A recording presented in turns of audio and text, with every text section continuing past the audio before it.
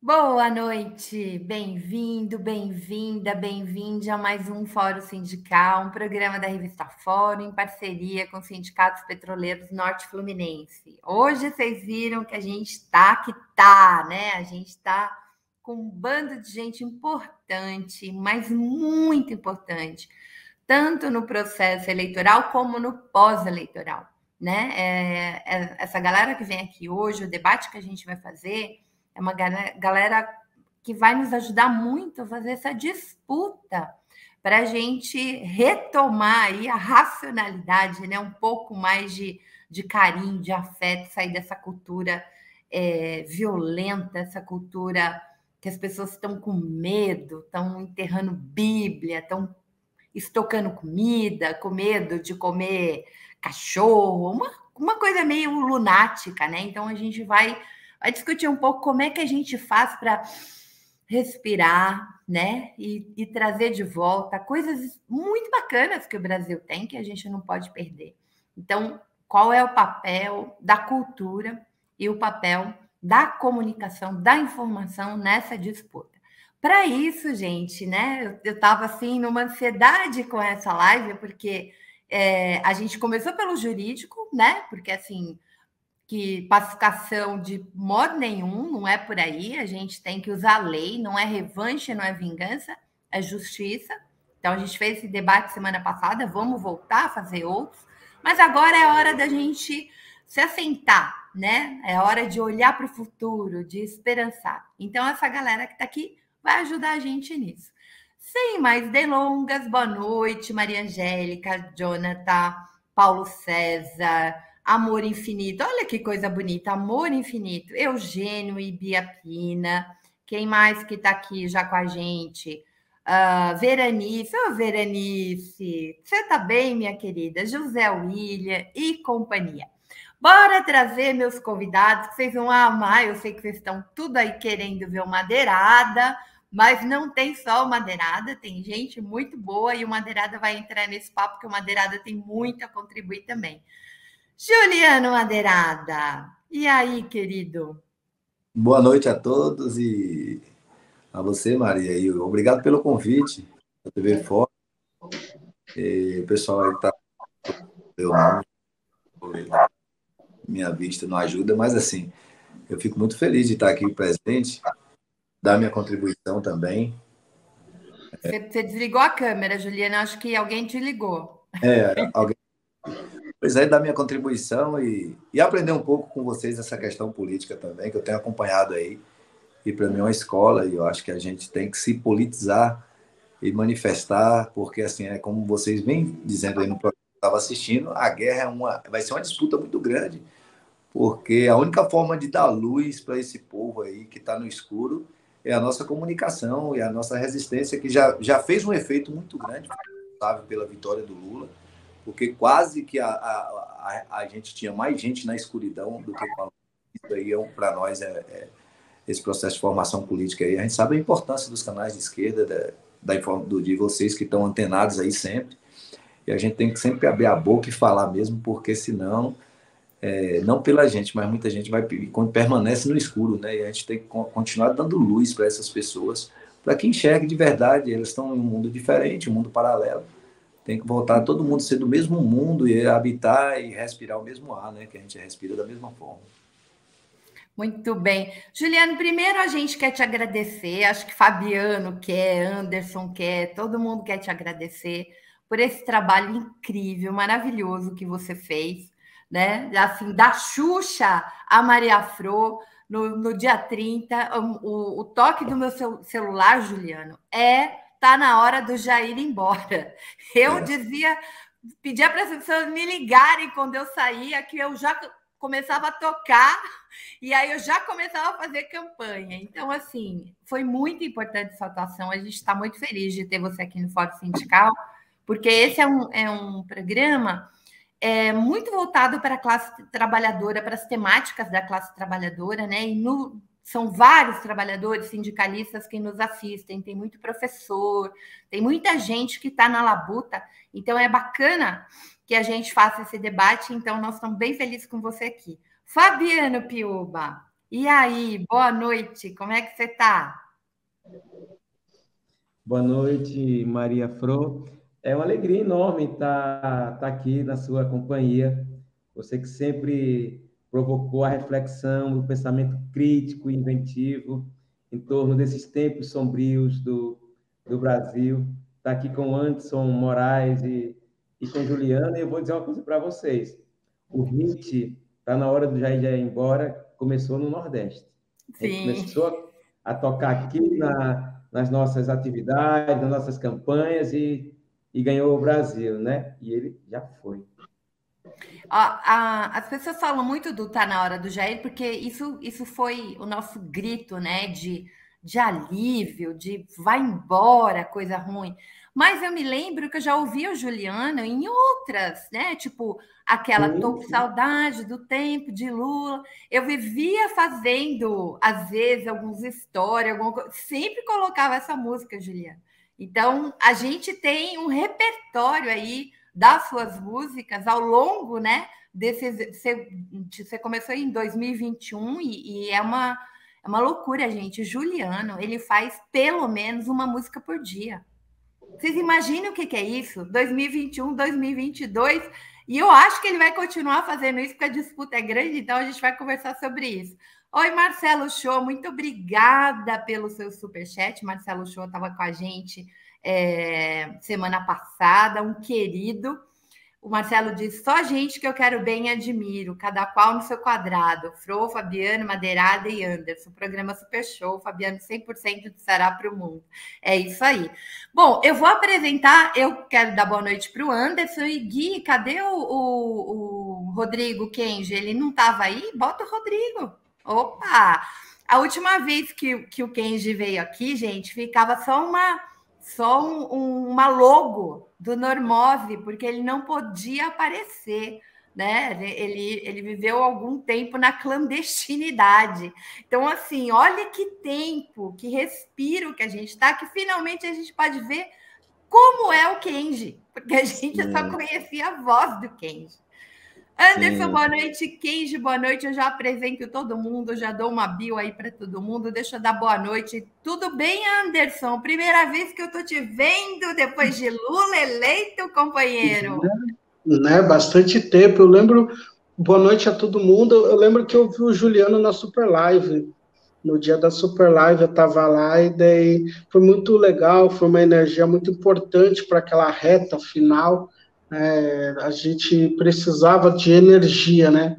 E acho que o Jair, embora, acho que ele mesmo acho que cantava. Eu tenho essa impressão que o próprio Jair chegava uma hora que ele mesmo se pegava cantando essa música. Muito bem. Kenji, boa noite, queridão. Como é que você tá? Teve férias? Agora, tô voltando, tô insistindo em ficar ainda, na verdade, nas férias, mas tô voltando, é isso, né? Como você falou agora com o rosto, faz pouco tempo, isso faz 3 meses, e agora é uma nova fase justamente porque o Jair foi embora, né?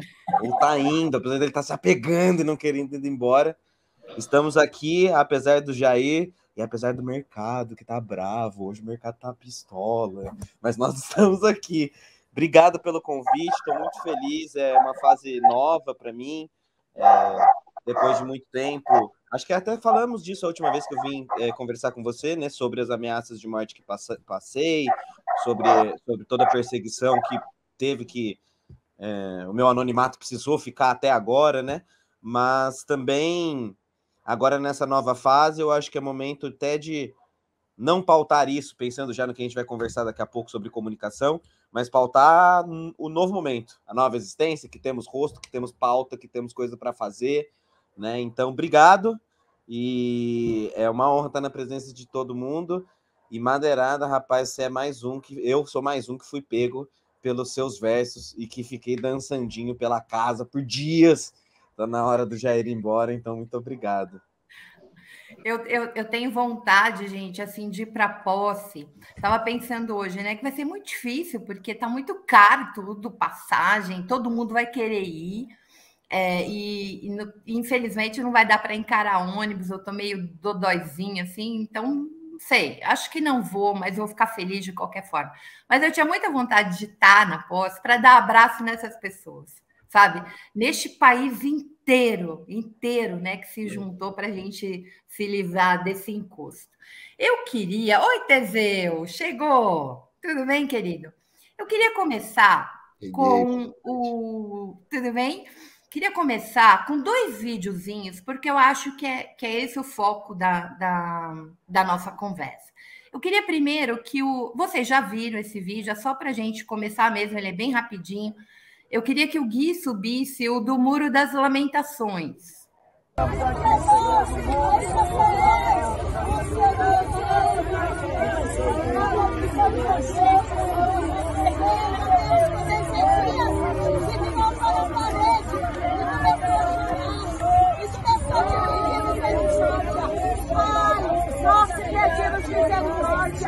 Não deixe o Brasil, Pai, a mercê de inimigo. Não deixe essa nação ser tomada. Não deixe essa nação ser corrupida. Muitos não acreditaram. Meu Deus, nós fazer a vitória. Agora, né? Porque a gente agora já tem até um Muro das Lamentações, e esse muro são os quartéis que tem por aí. Agora eu queria... que eu acho que é um dos vídeos mais bonitos e, para mim, foi muito inspirador, né, dessa luta. Ele vem lá do Maranhão e foi no dia da eleição. Bota, sobe o vídeo. Aí, Bolsonaro Urubu, aqui é os eleitores do Lula, ó, andando a pé, 25 quilômetros para ir votar, que tu botou a federal aqui no povoado para proibir o povo votar pro Lula, filha da puta. Corno, sem vergonha. É um urubu, rapaz. Mas nós votamos pro Lula e tu vai sair daí, pé. Cabelo liso do diabo. Tem uma sequência, né, uma continuação, que eles vão falando que o papel da polícia não é esse e tal, mas é só pra gente... Todo mundo já viu esse vídeo, mas ele, para mim, ele é profundamente inspirador, porque a gente viu 2 Brasis aí, né? A gente viu um Brasil que foi completamente capturado, né, por essa dissonância cognitiva que a gente está vendo e está complicada. E a gente viu um Brasil com consciência de classe que, mesmo com a Polícia Rodoviária Federal impedindo esses trabalhadores de irem votar, eles andaram 25 quilômetros para votar. Então, assim, a minha primeira provocação com vocês, e aí quero começar com o Kenji, porque o Kenji manja muito disso. Kenji fez um videozinho na última semana da eleição que chama Lavagem Cerebral. Eu queria que vocês depois fossem no canal do Kenji para olhar. O canal dele chama Normose. E o vídeo é Lavagem Cerebral. Kenji, eu queria começar... Você desse assim, um en passant. Por que as pessoas ficaram assim? Por que essa dissonância, né, quase um transe do Muro das Lamentações aconteceu? Fala um pouquinho desses múltiplos Bolsonaros, né? Dessa segmentação, enfim. Explica isso para a galera, para a gente partir daí, para ver como é que a gente entra para disputar, para a gente chegar naqueles trabalhadores que a gente viu no Maranhão. Sim. Bom, é bastante desesperador, né? Já vi esse vídeo das Lamentações 1000 vezes. Toda vez que você vê, você fica naquela angústia de, ao mesmo tempo, se perguntar como é que alguém apoia esse sujeito, ao mesmo tempo que lhe dá raiva que alguém está apoiando o golpe, e a gente fica num afastamento, naquela angústia de entender como que alguém apoia golpe, como que alguém apoia matança, como que alguém apoia aquele jeito de agir, como foi da pandemia. E a questão que eu apresento naquele vídeo é uma tese do ponto de vista comunicacional, de que a extrema-direita está fazendo uma comunicação multicapilaridade e focada em marketing de nicho. O que eu quero dizer com isso, que não significa muita coisa? De que existem muitos Bolsonaros focados em públicos diferentes e que dialogam de maneira diferente com cada um desses públicos. Então, primeira coisa é o seguinte, a gente tem que separar, eu acho que em 3 frentes aqui o que a gente está discutindo. De fato, existem, sobretudo nas lideranças, aqueles que são de ideologia de fato fascista, que se aproximam da perversidade, que de fato estão se aproveitando desse movimento. Um outro lado, que é um lado importante também, é o expurgo pelo deboche que isso nos causa. Eu estou pensando há dias sobre aquela reza em volta do pneu, que, putz, aquilo ali para mim é um dos melhores, aquelas pessoas rezando em volta de um pneu de caminhão, isso é outra coisa. E a outra coisa, que é o que a gente vai explorar mais aqui, é que isso é muito sério. Existe uma parte muito séria que foi cooptada, sequestrada por essa linguagem multidiscurso e que está, de fato, em dissonância cognitiva, em paranoia, em surto coletivo, sem querer psicologizar a questão, mas não sei qual é o nome que a gente vai dar, mas que está existindo alguma coisa a partir dessa comunicação. Como que se dá essa comunicação? Bom, como nós sabemos, o bolsonarismo, a gente já discutiu, acho que já está dentro do senso comum, ele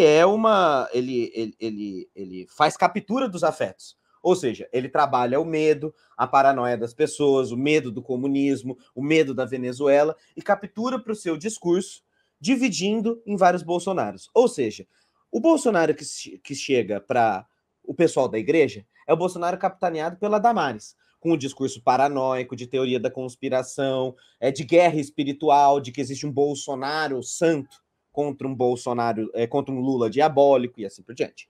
O Bolsonaro do mercado é o Bolsonaro que foi simbolizado pelo Paulo Guedes. E as frases prontas de precisa diminuir o Estado, precisa sucatear, precisa privatizar. A mesma coisa acontece para os gamers e a mesma coisa acontece para todos os grupos subsequentes. Isso é o tal marketing de nicho.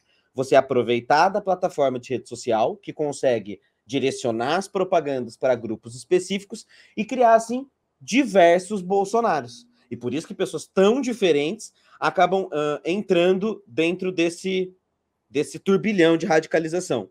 E para isso não ficar só na conspiração, a gente pode ter muita certeza de que isso de fato está acontecendo, justamente porque foi o que aconteceu na Itália no começo dos anos 2000, a partir do crescimento do movimento 5 Estrela, que foi a partir das redes sociais que eles pautavam suas coisas, se transformando, portanto, num partido algoritmo, e também o que a gente viu, aí bem mais famoso, com a Cambridge Analytica. A Cambridge Analytica basicamente conseguiu nichar públicos, criar diferentes discursos para diferentes públicos para falar com todos e mudar todo o cenário político, inclusive a nós do campo, lá no campo democrático, mas aqui no campo de esquerda, progressista, enfim. Ou seja, se o sujeito nos Estados Unidos era pró-Hillary Clinton, a propaganda que ele receberia seria para destruir a confiança na Hillary. Se ele fosse pró-Biden, que não tinha chance naquele momento, ao invés de convencer o voto na Hillary, eu forço esse sujeito a anular o voto com as propagandas. Então eu mexo em todo o espectro político via redes sociais. E aí, só para fechar, para não ficar muito palestrinha e ouvir a galera, o que a gente vê é que, de cima para baixo, a gente vê essa organização acontecendo, ou seja, influenciadores, junto com mídias bolsonaristas, Jovem Pan, Jornal A Cidade Online, o finado Terça Livre, etc. e tal, distribuindo uma narrativa que vai para os grupos de Telegram dessa maneira descentralizada e assim produz os discursos, inclusive com teste AB. A narrativa oficial do governo é sempre testada dentro desses grupos de Telegram. E aí, por isso, só para fechar minha resposta, é que a gente olha para essas coisas e não consegue entender, porque o Bolsonaro que a gente recebe, que é o factual, o que destrói, o que fez o caos que fez e foi responsável por pelo menos 300, 400 mil mortes, não é o mesmo Bolsonaro que essas pessoas recebem. O Bolsonaro perverso está só em 10, 15% das pessoas que de fato acreditam nessa ideologia perversa. O resto todo está dentro desse funil e, portanto, é nesse resto todo que existe reflexão, trabalho, filosofia e trabalho de longo prazo, né? Resumindo? Beleza. Esse teste AB, eu fiquei muito impressionada com isso. E isso me ajudou a entender um pouquinho como que o Bolsonaro, ao longo do dia, ele muda completamente de opinião. Então, no começo do Roberto Jefferson, por exemplo, ele não condenou o Roberto Jefferson, ele igualou, né, ao que aconteceu no TSE. E ao final do dia ele já estava criminalizando completamente. Falei, esse cara é doido, como é que isso se dá? Aí eu entendi quando eu vi o vídeo do Normose, mostrando que havia esse teste AB. Eles fazem de fato um teste de mercado. Qual o discurso que vai ter mais efeito ou não? E como o fascismo não tem nenhuma nada, ele é só uma cor de retalhos para o poder, dane-se. De dia eu falo uma coisa, de noite eu falo outra, dane-se, eu sou o mito. É inacreditável. O Juliano, eu vou colocar o Juliano e daí eu já abro, tá, pessoal? Porque o Fabiano, Fabiano, eu quero ir para você para as políticas, porque aí você vai entrar como homem da política pública e vai nos dar também caminhos. Mas o Juliano também usou das redes. O Juliano começa lá na Bahia e é a partir das redes que esses jingles cheguem no país inteiro, até fora do país. Só que não fez, né, como fez perversamente o Bolsonaro. Eu queria que você contasse um pouquinho esse processo, Juliano, porque você começa a produzir muito, né, jingle a partir principalmente a partir de 2021, mas na pandemia você já também produzia, tá? Gente, o Juliano começou a agronomia, ele não concluiu, mas ele estudou agronomia e ele é muito bom de matemática, viu? Ele já deu aula de matemática. Então, assim, é curioso, né? Essa formação múltipla que tem, e talvez por isso esses piseiros. Juliana, eu vi um maestro, né, analisando o Jair embora um dia desses no Instagram, né, musicalmente, por que cola tanto na cabeça da gente? A matemática te ajuda muito a fazer esses piseiros que, né, colam, que a gente quer cantar. Eu queria que você contasse um pouquinho o processo da rede na produção dos teus jingles e na distribuição. Na verdade, eu comecei no dia que o Lula ficou elegível. Aí eu tinha um canal no YouTube, eu tenho um canal no YouTube. O segmento jingle é o maior do país hoje, né? Mas na época não tinha notoriedade, tinha 4 mil inscritos. E as músicas davam 100 visualizações em 24 horas. Aí a primeira música que eu fiz para o Lula, em 24 horas deu 7.500. Volta para fazer o bem para esse povo humilde. Meu querido Brasil, eu amo de paixão. A força do nosso povo é ele, que vem para fazer bem feito outra vez. Volta, meu guerreiro, volta, traz de volta. E aí vai. Aí eu fiz essa música, o 247 repostou no mesmo dia, e a minha deu 7.500 visualizações, o canal ganhou inscrito. Aí eu falei, poxa, vai juntar a fome com a vontade de comer. Eu preciso pagar minhas contas, e não tem, na pandemia, eu trabalho com música, minha banda, Madeirada, não estava tocando, foi a primeira categoria que parou, foi músico, e a última a voltar. Aí, assim, isso aí foi coisa de Deus, eu atribuo primeiramente a Deus todas as coisas, a oportunidade que eu tive, porque no momento mais difícil da minha vida, que eu não sabia o que eu ia fazer, o que ia aparecer, o que ia surgir, e Deus me apareceu com essa possibilidade. O nome de Lula é forte, a temática é forte. Eu falei, poxa, o meu canal, eu já gosto de Lula. Tanto é que essas músicas, eu costumo dizer que todos os jingles que eu faço para políticos é um pouco artificial, porque eles sugerem a letra, eles sugerem o número, os adjetivos.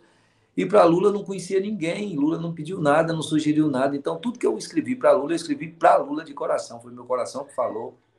Inclusive o termo guerreiro é pouco usual nessa gama de político, na questão política dele, e eu coloquei por minha conta, por conta e risco, e deu certo. Aí eu vim fazendo música, eu pagava para fazer, pagava para cantar, porque eu não cantava. Eu produzia, mas compunha, mas não cantava.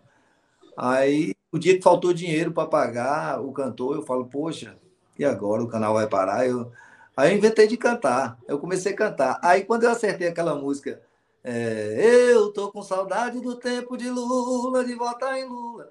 Aí todo mundo elogiou, o político repostou, e a música começou a andar. Eu falei, poxa, eu posso cantar então, perder essa vergonha e eu vou me sentir um cantor a partir de hoje, eu vou cantar. Aí eu fiz um trabalho pensado. No início, o Lula era candidato, não tinha tomado ainda uma proporção grande. Eu fiz músicas emotivas para resgatar o tempo de Lula, a saudade do tempo de Lula, a realidade do momento. Gasolina subiu, ovo, estava trocando carne por ovo, Volta Meu Guerreiro, coisas que consolidavam o nome Lula e a mensagem do Lula. No meio da campanha, da pré-campanha, ganhou as redes sociais, Instagram, TikTok, aí eu mudei o repertório e o estilo, passei a fazer mais piseiras, pisadinha da vacina. Eu quero a vacina, eu quero a vacina, e vai pra puta que pariu com essa tal de cloroquina. E depois, ei, Lula, eu vou votar em tu. Ei, Lula. Essa música foi a que mais tocou no TikTok, né? Ela tocou até mais que o Jair no TikTok, porque ela é de coreografia. Então o pessoal fazia uma coreografia, um gesto obsceno, outro fazia um gesto negativo para o Bolsonaro, outro um gesto obsceno, e cada um fazia. Teve um casal lá mesmo que chegou a quase 50 milhões, só ele, de 30 mil perfis que reproduziram a coreografia. Então, assim... Alguém ligou para o Juliano de novo. Deixa o Juliano voltar. O povo não me deixa sossegado. Então, assim, aí em seguida, eu entendi o processo e falei, bom, agora é só o TikTok. Eu inundei o TikTok, muita música no TikTok. Aí começou a ganhar as ruas, a política começou a ganhar as ruas. Eu falei, bom, agora eu vou tentar aqui. Eu comecei a fazer axé, pagode. Inclusive, a música do Jerônimo é um pagode legal, pegou pressão aqui da Bahia, e que embalou a campanha dele. E para o Lula também, eu fiz pagode aí e tal, axé. Aí eu falei, agora é na corpo a corpo, é trio elétrico, é rua, é paredão. O paredão gosta de um bumbo mais grave, uma caixa mais média, um barulho, né? O paredão gosta de fazer o barulho mesmo, botar para torar.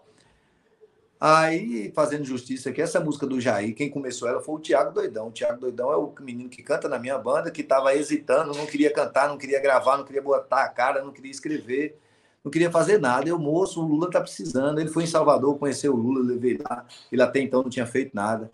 Ele ficou emocionado ao conhecer aquela coisa. Já votava, mas não queria botar a cara. Aí eu falei, vamos, moço. Aí ele começou a fazer essa música aí do Jair. Ele fez o refrão, fez aqui, aí fez a música. Tentamos subir na plataforma, na distribuidora. Não aceitou, porque tinha o meio da música todinho. Falava de cunha, de rachadinha, de jovem precisar de emprego, e Jair estava fazendo piada com o emprego do jovem, e essa coisa toda. Aí a plataforma falou, olha, tem conotação política, não aceitou. Rejeitou a música. Aí eu fiz os 2 versos de... como se o Jair fosse um padeiro da esquina, uma personagem, né, que maltratava a mulher, e que a mulher tinha que dar um pé na bunda dele. Olha, o Jair não tá valendo nada, manda o cara embora. Aí eu driblei a censura da plataforma, da distribuidora, e a música distribuiu. Aí foi para o Spotify e as outras stream de música, e no Spotify ela teve um ranqueamento, né? Aí essa colocação da música no Spotify, que chegou a primeiro lugar, é que deu o ibope da música. Olha, a música chegou em primeiro lugar. Para a gente que estava assim, na verdade, em momento algum eu esperava que isso acontecer, dessa forma que aconteceu. Eu fiquei feliz por tudo isso, mas até então, até a eleição, eu não me sentia como artista, como compositor, com essa importância. Eu não dava tanta importância para isso. Estou dando agora, eu sei que isso é importante para a minha vida, mas no momento eu só preocupava com o Lula ganhar. O Lula tem que ganhar, eu tenho que ajudar de alguma forma. Eu não vi outra forma, não sei fazer campanha, não sei fazer política. O Lula até me ligou no dia da eleição, agradecendo, tá fazendo sucesso, não sei o quê, barulho, madeirada, e não sei o que. Eu falei, ô Lula, eu não sei como é que você tá alegre desse jeito, tão assim, feliz, e sinceramente, eu tô feliz por estar falando por você, mas eu tô aqui numa preocupação imensa, tão grande com essa eleição, com o resultado da eleição. Eu já carreguei gente, já ajudei aqui gente votar, e já na minha cidade estou aqui trabalhando. Ele, Madeirada, faça o trabalho, agora pode ficar tranquilo. Eu estou otimista, eu estou muito confiante, fique confiante também, tenha fé em Deus, seja forte, que eu estava chorando quando eu conversei com ele, entendeu? Aí ele falou, olha, calma que nós vamos ganhar a eleição, pode ficar de boa, pode ficar tranquilo. E essa música do Jair veio para coroar, né? Eu fiquei com essa parte política, feliz por ter ganho a eleição. O Thiago ficou muito feliz como artista, ele é um compositor bom e com outras bandas ele já fez música para tanta gente, então ele viu mais esse lado artístico dele, a promoção de compositor, de artista, ele interpreta também a música, eu só faço uma participação com ele até, e eu estava preocupado só com a política, eu não via música, não via nada. E a certeza que eu estava certo, a consolidação de que esse pensamento meu, que eu estava preocupado só com a política, eu tive certeza que eu estava certo, pensando corretamente, quando eu cheguei na Paulista. que eu acho que naquela Avenida Paulista ali, cada uma pessoa que estava ali tinha uma realização individual. Cada um estava votando por um motivo ali. O motivo de Lula ser presidente foi um dos motivos, mas ali tinha vários motivos de comemoração, entendeu? Várias realizações pessoais de cada casal que se abraçava, cada pessoa ali estava vencendo preconceito, estava vencendo a ameaça à ditadura, estava vencendo tudo junto. E naquele momento que eu me senti parte daquilo ali, eu não me senti importante por música, por nada, eu me senti parte daquilo ali. Eu falei, a minha realização diante de tudo isso aqui não ficou pequena, mas ficou equiparada a cada um aqui. Eu acho que cada um aqui tem sua razão. Estão chorando, estão emocionados. Eu vi a equipe do Lula chorando quando o Lula dizia que foi vítima de tanta mentira, de tanta fake news. E aquilo ali eu vi que machucou o Lula, machucou a equipe dele. Eu vi o pessoal chorava lá quando o Lula falava isso, porque eles viveram essas mentiras com o Lula, né? Eu acho que os canais de esquerda tiveram um papel muito importante nessa questão, foi de dar luz e dar serenidade para que a maioria votasse certo, porque a mídia foi muito conivente no momento que prenderam Dilma, ou que caçaram Dilma, que prenderam Lula. Eu acho que com aquela declaração do Jucá, que era um complô, que era uma coisa programada para aquilo ali, eu acho que a mídia se calou, a mídia foi até cúmplice, eu não quero acusar, mas eu agradeço muito aos canais de esquerda que ajudou na formação política do povo, e eu faço parte disso, eu deixei sempre bem claro, meu interesse era eleger o Lula. Eu estou aqui como eleitor do Lula, muito mais do que como artista, como compositor, e minha ideia era ajudar do meu jeito, o que eu pude fazer, eu acho que eu fiz, e faria tudo de novo. A gente vai voltar a conversar, porque eu quero saber como é que anda a produção pós. Eu já vi algumas coisas que você já me mandou, mas a gente vai conversar. Juliano, deixa eu contar uma coisa. Essa história do Lula, dele acalentar a gente nos momentos mais difíceis, o dia que ele foi decretada a prisão do Lula, eu fui para São Bernardo. E eu cheguei chorando já, assim, tipo, eu sabia que eu não podia chorar, mas eu achava aquilo uma coisa de uma violência tão brutal, né? Eu sabia que ele estava indo preso porque ele tinha sido o melhor presidente, não era porque ele tinha cometido crime algum. E era muito violento. E para mim, aquilo assim, a gente precisa, né? A gente precisa resgatar o Lula, porque resgatar o Lula é resgatar a possibilidade de um trabalhador poder governar esse país. E eu chorando, o Lula me abraçou e foi ele que consolou. Foi ele que disse assim: não, vocês têm que continuar na luta. Eu vou e vocês vão continuar. Eu tenho uma foto, eu caindo assim, e ele me abraçando. E ele disse isso para mim: vocês vão continuar aqui na luta. E foi o tom do discurso dele, né, no dia seguinte, quando ele fala que pode arrancar uma rosa, mas não pode acabar com a primavera. E foi isso. Foi isso que nos alimentou no Lula Livre, em toda a luta que a gente fez nos acampamentos. Então, cada brasileiro aqui do espectro da democracia tem a sua participação.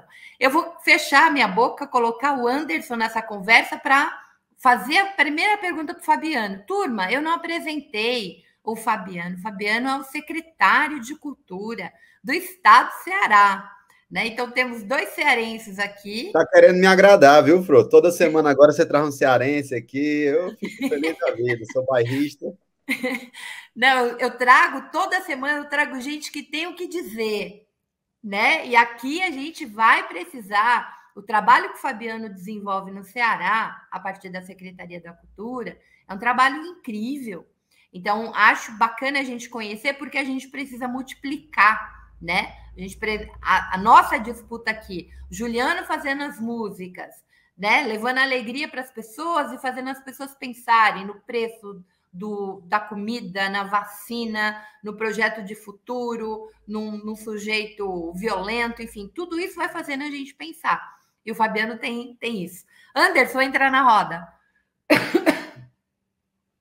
Fechado, Anderson. Oi, Teseu, meu querido. Tudo bem, meu querido? Como você está? Sobre cultura, eu queria saber, assim, como que você está lidando, porque a gente tem vários, da mesma forma que falou que tem vários brasileiros. Primeiro eu queria voltar um vídeo lá. Eu percebi que os fanáticos religiosos bolsonaristas, né, porque aquilo é quase um culto, os mais gordinhos não conseguiram ajoelhar, eu percebi, porque só os magrinhos que ficavam em pé. Percebi que tinha um problema ali de, de não conseguir, só os magrinhos estavam em pé, os magrinhos conseguiam ajoelhar, os gordinhos não. Culturalmente dizendo, eu queria pensar no Brasil, porque a gente tem um problema seríssimo, né? Você pega aí Fundação Palmares, todas as áreas foram sucateadas, mas pensando no país, quais você acha, imagina, que pode contribuir, porque eu acho que cultura e comunicação, elas andam juntas, né, para a gente conseguir, até, eu acho que dialogar com pessoas com mais de 60 anos que ajoelharam ali, a gente não é assim público, né, a gente tem que reconstruir, ao meu ver. Como você imagina que pode ser a contribuição que você pensa para uma forma geral, locais como Fundação Palmares e tantas outras secretarias, outros locais no país, para que a gente possa popularizar, entre outras coisas, uma cultura de massa que precisa ser popularizada, né? A gente precisa, eu vejo que o Brasil não é conectado, sabe o problema? Eu vejo que, por exemplo, a pessoa que está na capital de São Paulo não entende direito o que tem no Acre de cultura, como a pessoa que está no interior do Rio Grande do Sul, às vezes não entende direito o que se faz na Baixada Santista culturalmente. Como que você acredita que a gente pode ligar esses Brasis culturalmente? E a comunicação expandindo, mostrando o que está sendo feito.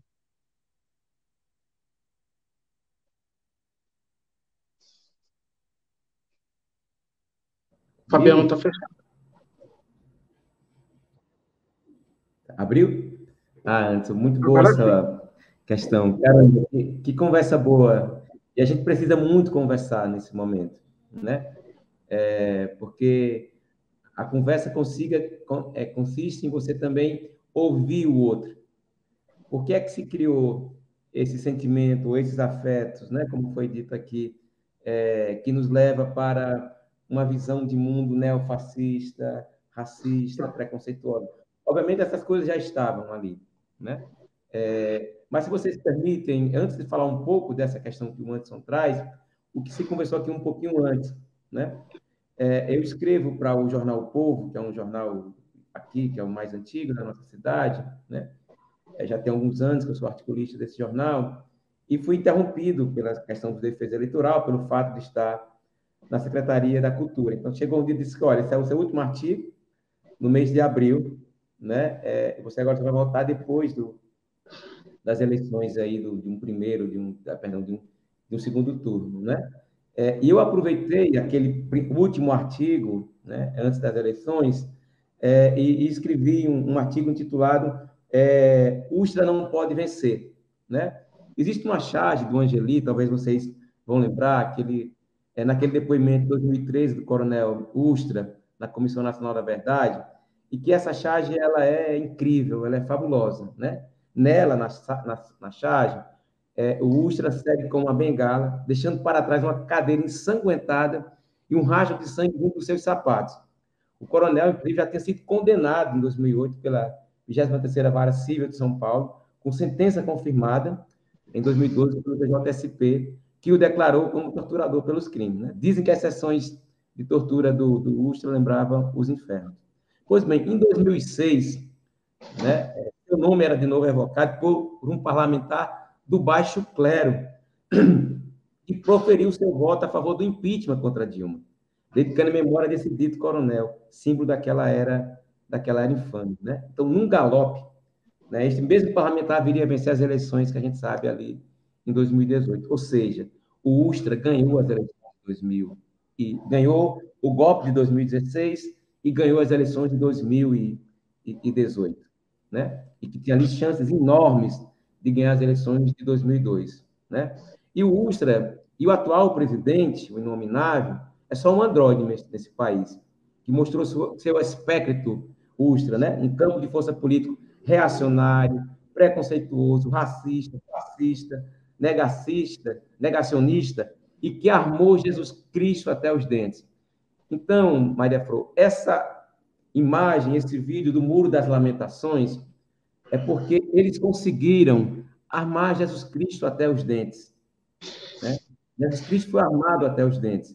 E só existe, talvez, uma hipótese de desarmar Jesus Cristo, que é as cosmovisões afro-indígenas.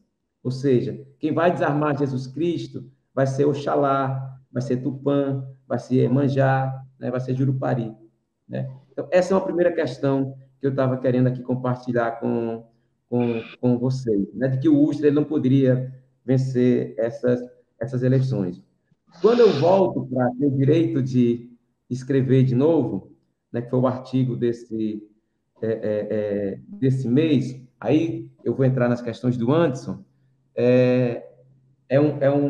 um artigo chamado Refundar um País. E nele, se vocês permitem, Maria Flor, Anderson, eu vou ler um poema que eu escrevi a partir de uma foto da Mônica Maia, que é o Lula como um passarinho. Essa foto é muito simbólica, é muito bonita, né? E que diz o seguinte, o poema a partir dessa foto. Para ser presidente da República do Brasil, carece de conversar com pessoas e passarinhos, saber de voos, cantos e matas e da alma de sua gente. Para ser presidente, um cadinho de curumim criança serê, para saber imaginar o futuro com o trabalho e a criatividade de sua gente. Para ser presidente, uma porção de mestre griot, para saber das ancestralidades e da diversidade de toda a gente. Para ser presidente, um bocado do barro que vem debaixo do chão, lembrando aqui o Gilberto Gil, para saber do cio da terra e do labor de nossa gente. Para ser presidente, um tanto de amor e de bravura, para saber das forças da cultura e da natureza que atravessam por nossa gente. Ou seja, a vitória do Lula vale um país, vale uma nação, vale um país na diversidade de sua geografia humana e ambiental, vale uma nação no sentido de nascimento e de pertencimento de um povo com seu lugar, vale gerações, as que partiram e que lutaram pela democracia antes de nós, as de agora e as que vão nascer. Vale um país mais justo e solidário, vale uma nação mais democrática e soberana. Então, a gente tem um país para redemocratizar, a gente tem um país para reconstruir, a gente tem um país para refundar e a gente tem um país para regenerar, reconstruir os ecossistemas econômicos, sociais, culturais, ambientais, para crescer com sustentabilidade, redemocratizar as instâncias de poder e de participação social para restabelecer o Estado democrático de direito, refundar, uma arqueologia profunda de valores, a diversidade étnica, cultural, religiosa, artística, territorial e de espécies, porque, sim, não são mais só os humanos, são as espécies, para restituir o bom convívio social e regenerar a vida em sociedade, num convívio mais harmonioso entre humanidade e natureza. Então, nessa jornada, é que eu entro com o papel da cultura, necessita um trabalho árduo e amoroso, né? Um trabalho árduo e amoroso,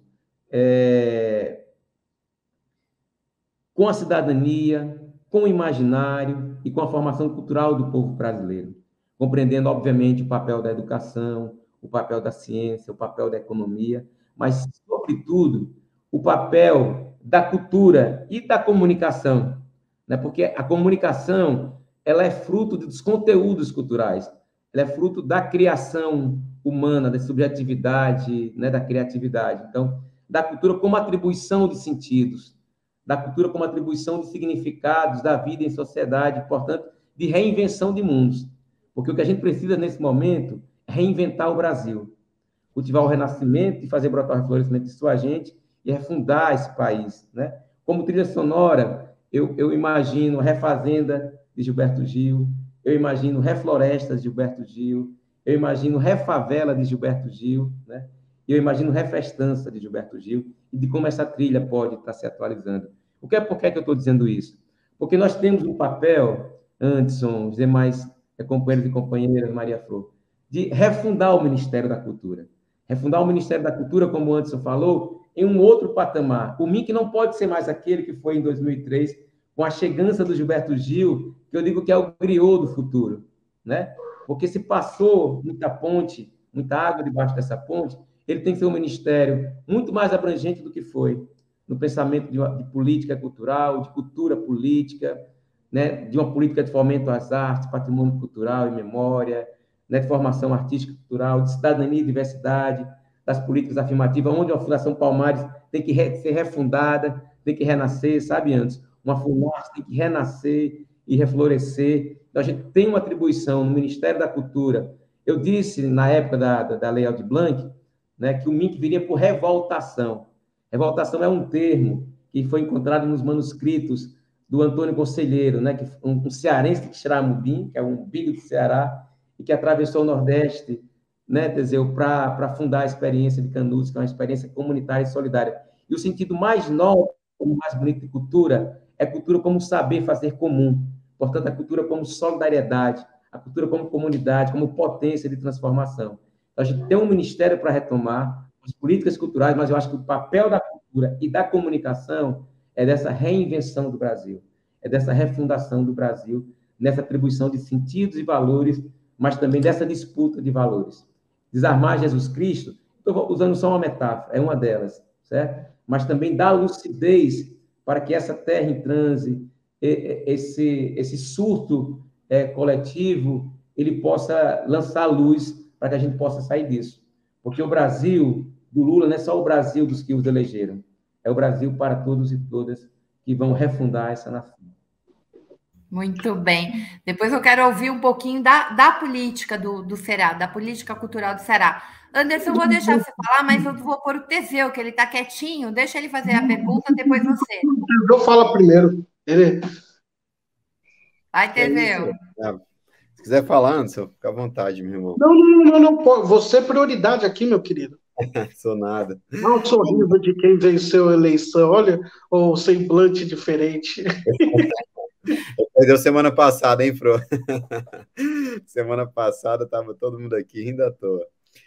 Mas boa noite de novo, né, pessoal? Fabiano, eu não conhecia aqui, estou conhecendo agora. Bem-vindo aqui à revista Fórum e o Fórum Sindical, né?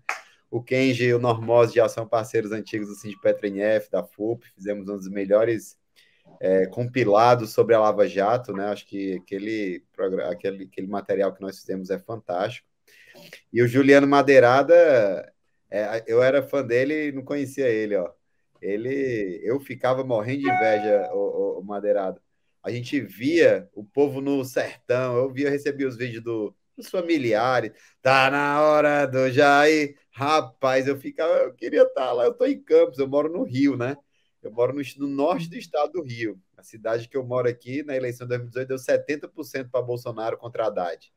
Dessa vez, nós conseguimos naturalmente, devido à conjuntura e tudo o que aconteceu, foi pelo menos 60-40, infelizmente ainda para o Bolsonaro, mas dava inveja de ver o sertão do Nordeste e as capitais, né, o Nordeste todo, aquele povo animado no meio da rua, com paredão tocando na frente e o povo atrás acompanhando. Então, você emocionou muito e aqui a gente tentou fazer, e o dia da festa foi praticamente só suas músicas que tocaram aqui na nossa festa de comemoração. Então, eu acho que a gente tem um desafio maior, né, até pegando um pouco esse gancho do Fabiano, que é a disputa ideológica, né? Infelizmente, a gente perdeu, não conseguiu comunicar bem com o povo durante os nossos governos, de forma que as pessoas entendessem, né? Apesar do Lula ter saído com 87% de aprovação quando era presidente no segundo mandato, e eleger a Dilma, né? A gente não conseguiu fazer a disputa, de fato, dos corações e das mentes das pessoas. E a cultura, sem dúvida, ela tem esse papel de fazer isso, né? De emocionar, de trazer para perto, seja a cultura na música, seja a cultura no cinema, seja a cultura através das peças de teatro, através, enfim, da formação como um todo, né? A gente até começou um trabalho aqui, a Fro conhece, né? A Bárbara, nossa diretora de cultura aqui do sindicato, ela deu uma revolucionada aqui no nosso departamento de cultura, que já trouxemos Elisa Lucinda para cá, já trouxemos várias grandes figuras para falar sobre política, na verdade, né? Era um evento cultural, mas que vinha para cá para falar de política, da vida real das pessoas, né? Tentando mudar e contribuir para que a sociedade seja melhor, né? Com amor, com afeto, com carinho.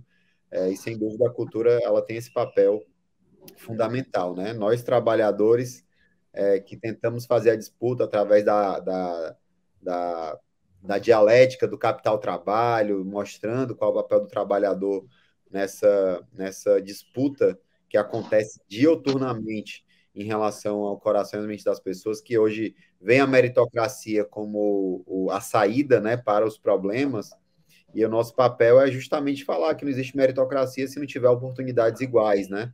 E como as oportunidades jamais serão iguais, a meritocracia jamais vai funcionar.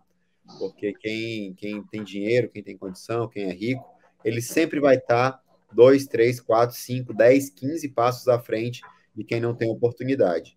Então, eu sou muito fã da cultura e a gente tem trabalhado muito isso aqui.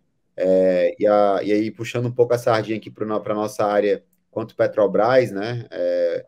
A Petrobras era uma das grandes patrocinadoras da cultura do Brasil. Se você for ver todos os vídeos que saíam no cinema, né? Você ia para o cinema nacional antigamente, simplesmente todos tinham a logo da Petrobras como a maior patrocinadora do cinema brasileiro, né? E isso se expandia para os eventos, para os eventos culturais de uma forma geral, né?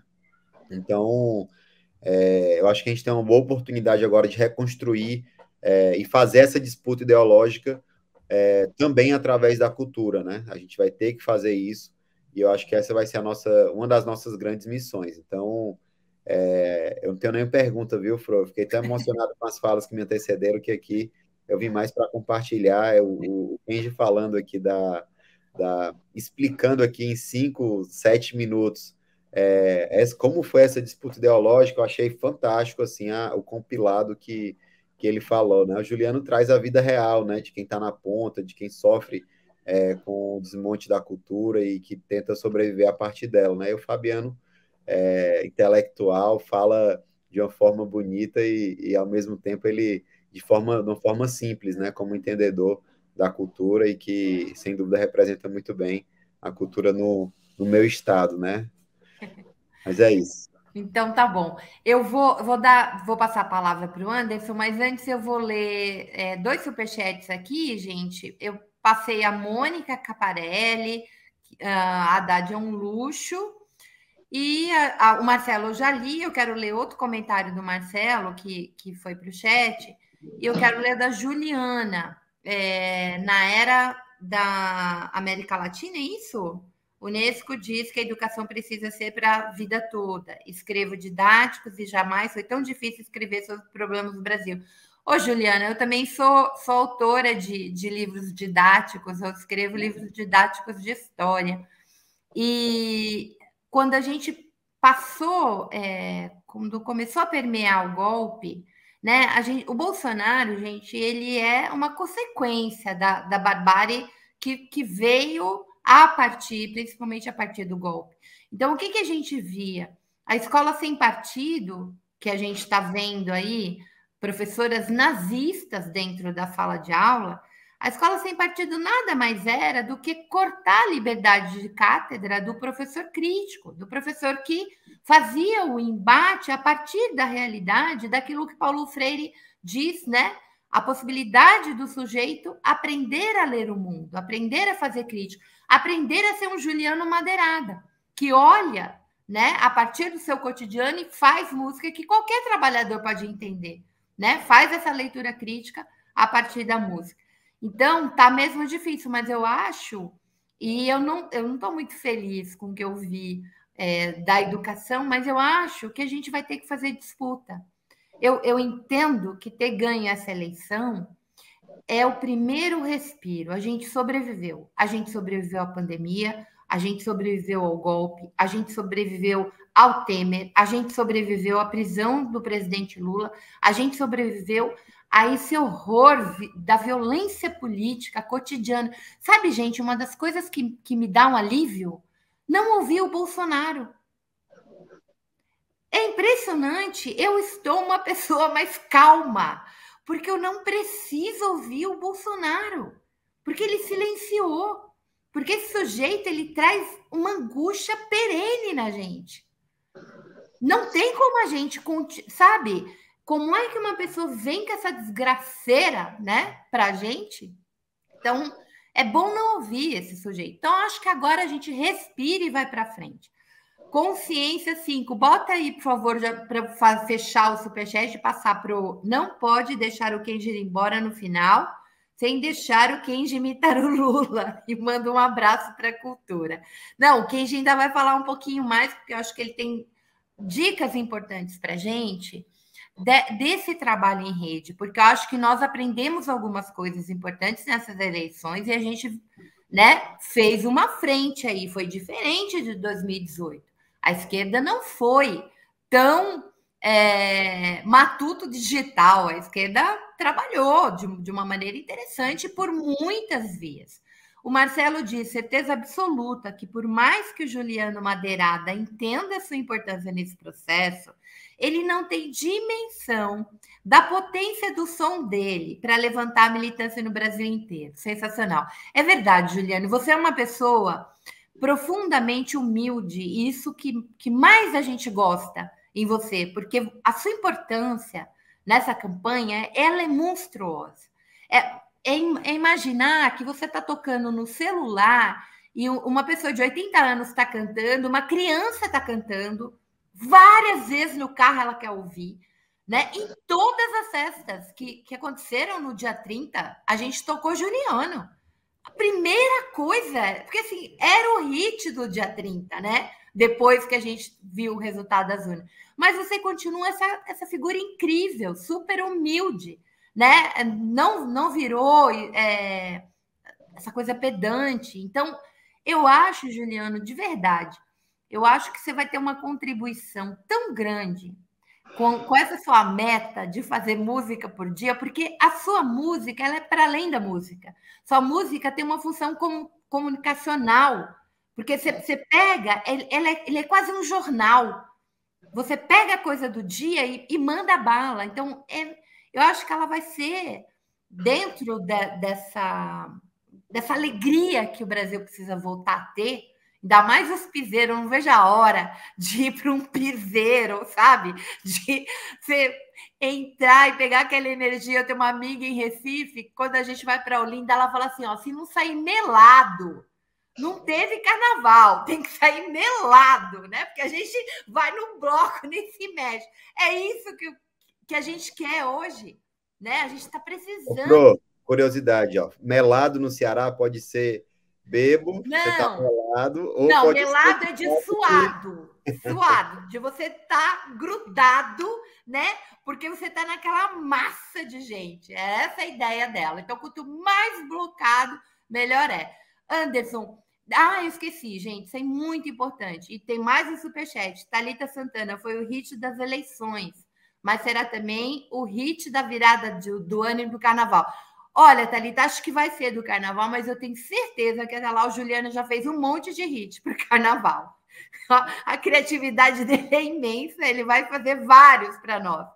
Eu queria, gente, dar essa paradinha do superchat para lembrar vocês da nossa benfeitoria. Como o Juliano colocou aqui, a nossa resistência, né, ela não é de agora. A Fórum tem 21 anos, a gente está na resistência desde sempre. Mas nesses últimos tempos, a gente vem sofrendo um assédio judicial muito grande, né? Nós perdemos um processo para a juíza que substituiu o Moro, e a gente ela não aceitou negociar, nem dividir, enfim, a gente teve que pagar uma bolada. Tem mais outros processos para fechar até o final do ano. Tá aí, ó, no chat nosso, a benfeitoria. Então, se vocês puderem contribuir, por favor, contribuam, porque nós precisamos levantar 150 mil reais. É muito dinheiro, gente. E tudo isso para quê? Para tentar calar a gente. E a gente não vai deixar, né? A gente não vai permitir, porque a Fórum vive de vocês, vive dos trabalhadores, vive das contribuições, vive de sindicatos parceiros, como é o caso do Norte Fluminense. Então, nós precisamos da solidariedade de vocês. Nunca foi tão importante isso para a gente continuar de pé. E enquanto a gente está aqui nesse programa, tem uma equipe de jornalismo lá no portal da Fórum escrevendo um monte de matéria, fazendo exclusivas, fazendo jornalismo investigativo. Então, confie e colaborem com a gente. Anderson. Primeiro eu tenho um outro compromisso, mas eu ia fazer uma pergunta, mas eu não posso sair daqui sem o queijo para lá fazer a imitação do Lula, não quero perder isso. E outra coisa que é um comentário muito pessoal, Juliana, eu vou te falar uma coisa. A sua importância para mim vem de algo que é delicado, que você não precisa comentar, ninguém aqui, eu me responsabilizo, que é o seguinte: existe um Brasil, mesmo na esquerda, que não gosta do popular, entende? Que fala de um popular distanciado. E quando eu vi uma música de um cara como você estourando, foi uma alegria tão grande que é uma conexão do Brasil real. O Brasil do povo é você, entende? É o samba da mangueira, é o sarau que precisa ter notoriedade nesse país. É importantíssimo o Chico Buarque, o Gil, todos fazem importância nesse Brasil que a gente quer. Só que existe um Brasil popular que é você, que faz igual. Você falando é emocionante, porque você mostra emoção, e esse tipo de coisa é o que o Brasil precisa. Quando eu vi o Lula, a Fran falou uma coisa que maravilhosa. Quando eu acordo de manhã e não vejo o Bolsonaro e vejo o Lula falar, é o esperançar que a gente estava falando. E esse esperançar, para mim, começou com você. Só queria te falar isso, porque você é o tipo de pessoa que o Brasil precisa, é nós, entende? É um trabalhador, Teseu. A gente precisa conectar com esse trabalhador. Muito do que fizeram não sai da minha mente do Teseu falando como era difícil sair com o jaleco na rua no período que eles bombardeavam a Petrobras. Cabe a nós agora, Fro, não termos pudor em defender, enaltecer o que é sério, o que é nosso. A Petrobras é nossa, o Juliano é nosso. Então, só queria fazer esse adendo aqui, porque para mim a vitória do Juliano, ouvindo a música dele, e eu vou dizer outra coisa, viu, Juliano? Quando eu saio da Paulista e vou até minha casa, o que eu mais ouvi no caminho foi forró. Todos os botecos, todo mundo, os nordestinos estavam com uma autoestima levantada num nível tão grande de uma cidade que rejeita nordestino, a capital de São Paulo. Então isso para mim não teve preço. Eu acho que a primeira grande vitória é a vitória desse Nordeste, que ele não é só o local onde a gente vai tirar férias, é o local onde tem pessoas dignas, é o país, é um estado que a gente pega ali, você entra ali, foi uma das primeiras vezes, sabe, Fro, que a nossa Meca preta é quando você desce pelo Ourinho. Aquilo é uma emoção. Você ser tratado com respeito pelas pessoas negras que estão ao redor na Bahia, você no Ceará. Então, acho que, Juliano, acho que você tem que entender, acho que você nunca vai entender isso, como foi falado no chat, a importância da sua música. Foi a vitória do popular, eu só queria te dizer isso. E, por fim, Fabiano, eu queria te fazer uma pergunta na minha despedida aqui. Como que você viu que colocaram na transição a Lei Aldir Blanc, né? De alguma forma encaixaram ali para tentar ver se ela não morre, porque é importantíssima ela, porque a gente sabe como foi danoso e desastroso e maldoso, normal, né? Maldade no governo passado era que ainda está, mas para a gente já passou. Como que você viu o encaixe de tentar manter viva a Aldir Blanc? Fro, querida, queria agradecer o carinho de sempre. E domingo, estou lá no Domingo da Fórum. E Teseu, meu querido, um beijo.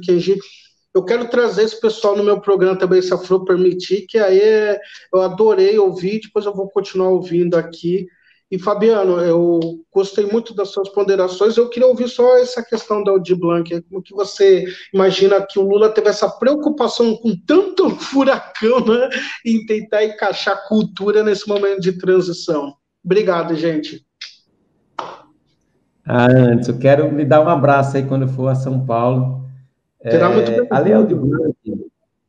Lei Aldir Blanc foi uma conquista muito importante, porque foi exatamente nesse contexto que o Juliano estava falando, em que parou naquele dia, né, Juliano? Então, você não tinha mais o palco, seja para tocar num bar, nas casas de espetáculos, ou mesmo na rede dos equipamentos culturais públicos, né? Então, ele parou naquele dia, né? E a Lei Aldir Blanc, ela foi a construção social e coletiva da sociedade civil que encontrou no Congresso Nacional um ambiente não apenas mais para aprovar leis mais genéricas, mas de aprovar uma lei que tivesse capacidade de execução e de uma maneira descentralizada. Ela foi fundamental para aquele momento de pandemia, né? Nós aqui no Ceará recebemos 71 milhões de reais para a Secretaria da Cultura e mais 70 milhões para os municípios, e compreendemos isso como uma ação do Sistema Nacional de Cultura, como o Sistema Estadual de Cultura do Ceará e dos municípios também, né? E ela depois se apresenta como uma nova lei, não mais emergencial, mas uma lei que possa ser executada aí no período de 5 anos, mas nesse momento tem um grau de urgência maior a Lei Paulo Gustavo, porque ela ainda é do orçamento ali de guerra, ela é um recurso emergencial. Então, nós conseguimos, vocês veem a cara de pau, né, do inominável. O cara vetou, depois vetou de novo, mandou uma medida provisória, e no debate da Globo com Lula, ou foi aquele da Band, ele disse que tinha a Lei Aldir Blanc e a Lei Paulo Gustavo, uma lei que ele boicotou. Isso que a Maria Fro falou, de manhã ele diz uma coisa, de tarde ele diz outra, ou diz o que ele falou, né? Então, assim, a cara de pau é incrível. Então, é fundamental, né, que a gente garanta a composição do orçamento para a Lei Paulo Gustavo, para 2023, e, consequentemente, depois para a Lei Aldir Blanc, nessa recomposição do Ministério. Agora, num contexto diferente. Eu estive como presidente do Fórum Nacional de Secretários também, e o processo de regulamentação da lei Aldir Blanc, a primeira, foi muito difícil com aquele governo. Agora não, a gente vai regulamentar a lei, seja a lei Aldir Blanc ou seja a lei Paulo Gustavo, com o Lula presidente, né? Com o Ministério da Cultura de volta. Então vai ser de uma maneira muito mais tranquila, muito mais serena e muito mais democrática e participativa como exercício do Sistema Nacional de Cultura. Muito bem. Eu queria trazer de novo o Madeirada e depois o Kenji. E por último, eu fecho com o Fabiano. Madeirada, eu queria que você contasse um pouco. O Lula falou muito durante a campanha sobre cultura. O Lula falou muito, porque na sabedoria do Lula, ele entende que essa disputa ela vai passar pelo campo da cultura, né? Porque assim, a gente está vivendo, a gente começou o programa com um vídeo que eu estou chamando de dissonância cognitiva, porque ela é uma dissonância cognitiva, né? A gente precisa olhar isso e falar assim, aqui a gente viu cenas terríveis, cenas que foram manifestações nazistas. Mas a gente sabe que desses 57 milhões que votaram no Bolsonaro, uma boa parcela das pessoas não são. Elas só estão numa coisa que o Kenji manja muito, gente, e que eu acho que a gente precisa conversar com muita clareza. Fake news não é só uma notícia falsa. Fake news é um sistema. É um sistema de comunicar para haver essa dissonância, né? Como é que ele comunica? Ele vai criando isso que o Kenji disse, né? De fazer testes, qual é o discurso que funciona? Bora jogar esse e segmentadamente. Então, assim, como é que a gente faz com uma grande população evangélica, gente, que foi quase 70% no Bolsonaro? Quase 70%, foi 68%. Como é que a gente faz com uma Assembleia de Deus que tem mais eleitores do que Minas Gerais? Então, o Fabiano deu algumas pistas. A gente tem que aumentar o salário mínimo, né? A gente tem que fazer as pessoas comerem. A gente tem que dar trabalho decente, a gente tem que fazer esse país desenvolver, porque daí esse espaço que as pessoas vão sem esperança nenhuma e são acolhidas dentro da igreja, ele vai diminuindo. Mas a cultura é o espaço, na minha opinião, muito importante, porque quer queira, quer não, minha gente, os evangélicos, eles criam uma cultura ali. Tem uma cultura ali. Tem os cânticos, né? Não é? Tem uma cultura construída a partir da sociabilidade, das redes de trabalho, enfim. Juliano, suas expectativas com essa coisa que o Lula diz assim, ó, vai ter cultura na cidade do Juliano, vai ter cultura. Qual é a sua expectativa? O que você, como artista, espera desse governo em termos, né, para pensar na cultura, na música, no teatro, em tudo que você possa imaginar da produção cultural e desse artista que quase passou fome na pandemia, que foi o que mais sofreu? Na verdade, eu queria fazer das minhas palavras a palavra do Anderson aí. Ele foi muito feliz nessa colocação, porque eu não tinha notoriedade nenhuma como artista, como compositor ainda, mas eu falei a língua do povo, a linguagem do povo. O povo queria falar isso que eu falei na música, e eu falei, e o povo também queria ouvir isso. Então, assim, essa cultura popular é muito importante. São pessoas que comem, que têm família, que precisa da proteção do poder público. Na verdade, o poder público tem que fazer diferença na vida dos que precisam, né? Eu acho que a interferência do poder público e do recurso público é para fazer justiça, equilibrar as coisas na vida dos que mais precisam. E eu acho que na cultura, o pessoal tem que entender que existe uma cultura de pessoas populares, de bandas pequenas, de artistas pequenos que eu digo assim, né? Na notoriedade nacional, na visibilidade que a gente não tinha. Eu nunca tinha visibilidade nenhuma. Claro que eu fiquei feliz aí com essa visibilidade toda, mas eu acho que o mais importante foi o passo que nós demos na eleição. Eu queria deixar isso sempre bem claro. Mas existem tantos Julianos por aí, pessoas que só precisam de oportunidade, entendeu? E tá no lugar certo, na hora certa, como eu acho que eu tive. Eu fiz uma escolha e os amigos e o pessoal da banda falaram: você tá doido, moço? Para que você fazer uma música para político por dia? Eu tive também um problema de saúde e procurei um médico, e o problema era grave naquele momento ali. Eu fiquei até um pouco deprê com aquilo, e eu falei que eu estava num trabalho pro canal e pro Lula de música, que eu tinha um desafio de fazer uma música por dia. O cara, isso aí não tem a menor importância, cuida da sua saúde, esquece essa questão política aí. Aí eu disse, eu não procurei, eu fui para outro médico, porque eu não queria ouvir isso dele. O que eu queria ouvir é que o que eu estava fazendo era certo. Eu sei que muita gente falou que estava errado, mas eu não queria ouvir de um médico que eu devia ter que parar com isso, ou desistir disso, que isso não tinha a menor importância. Era a única coisa que eu queria fazer, era o que dava sentido à minha vida, era poder fazer alguma coisa. Então eu procurei outro médico, eu não tenho vergonha de dizer. Eu sei que ele era bom, mas eu falei, de onde tem um médico, tem outro também. Era um problema na aorta abdominal, pensa aí, um aneurisma. E era um problema que, se estourasse, eu morreria na mesma hora. E graças a Deus, esse outro médico, eu expliquei, falei o mesmo caso para ele, ele me deu razão. Não, você está certo, a gente deve fazer o que a gente acredita. E é mais um sentido para a sua vida, né? Você poder tocar esse projeto que você está dizendo aí que está fazendo.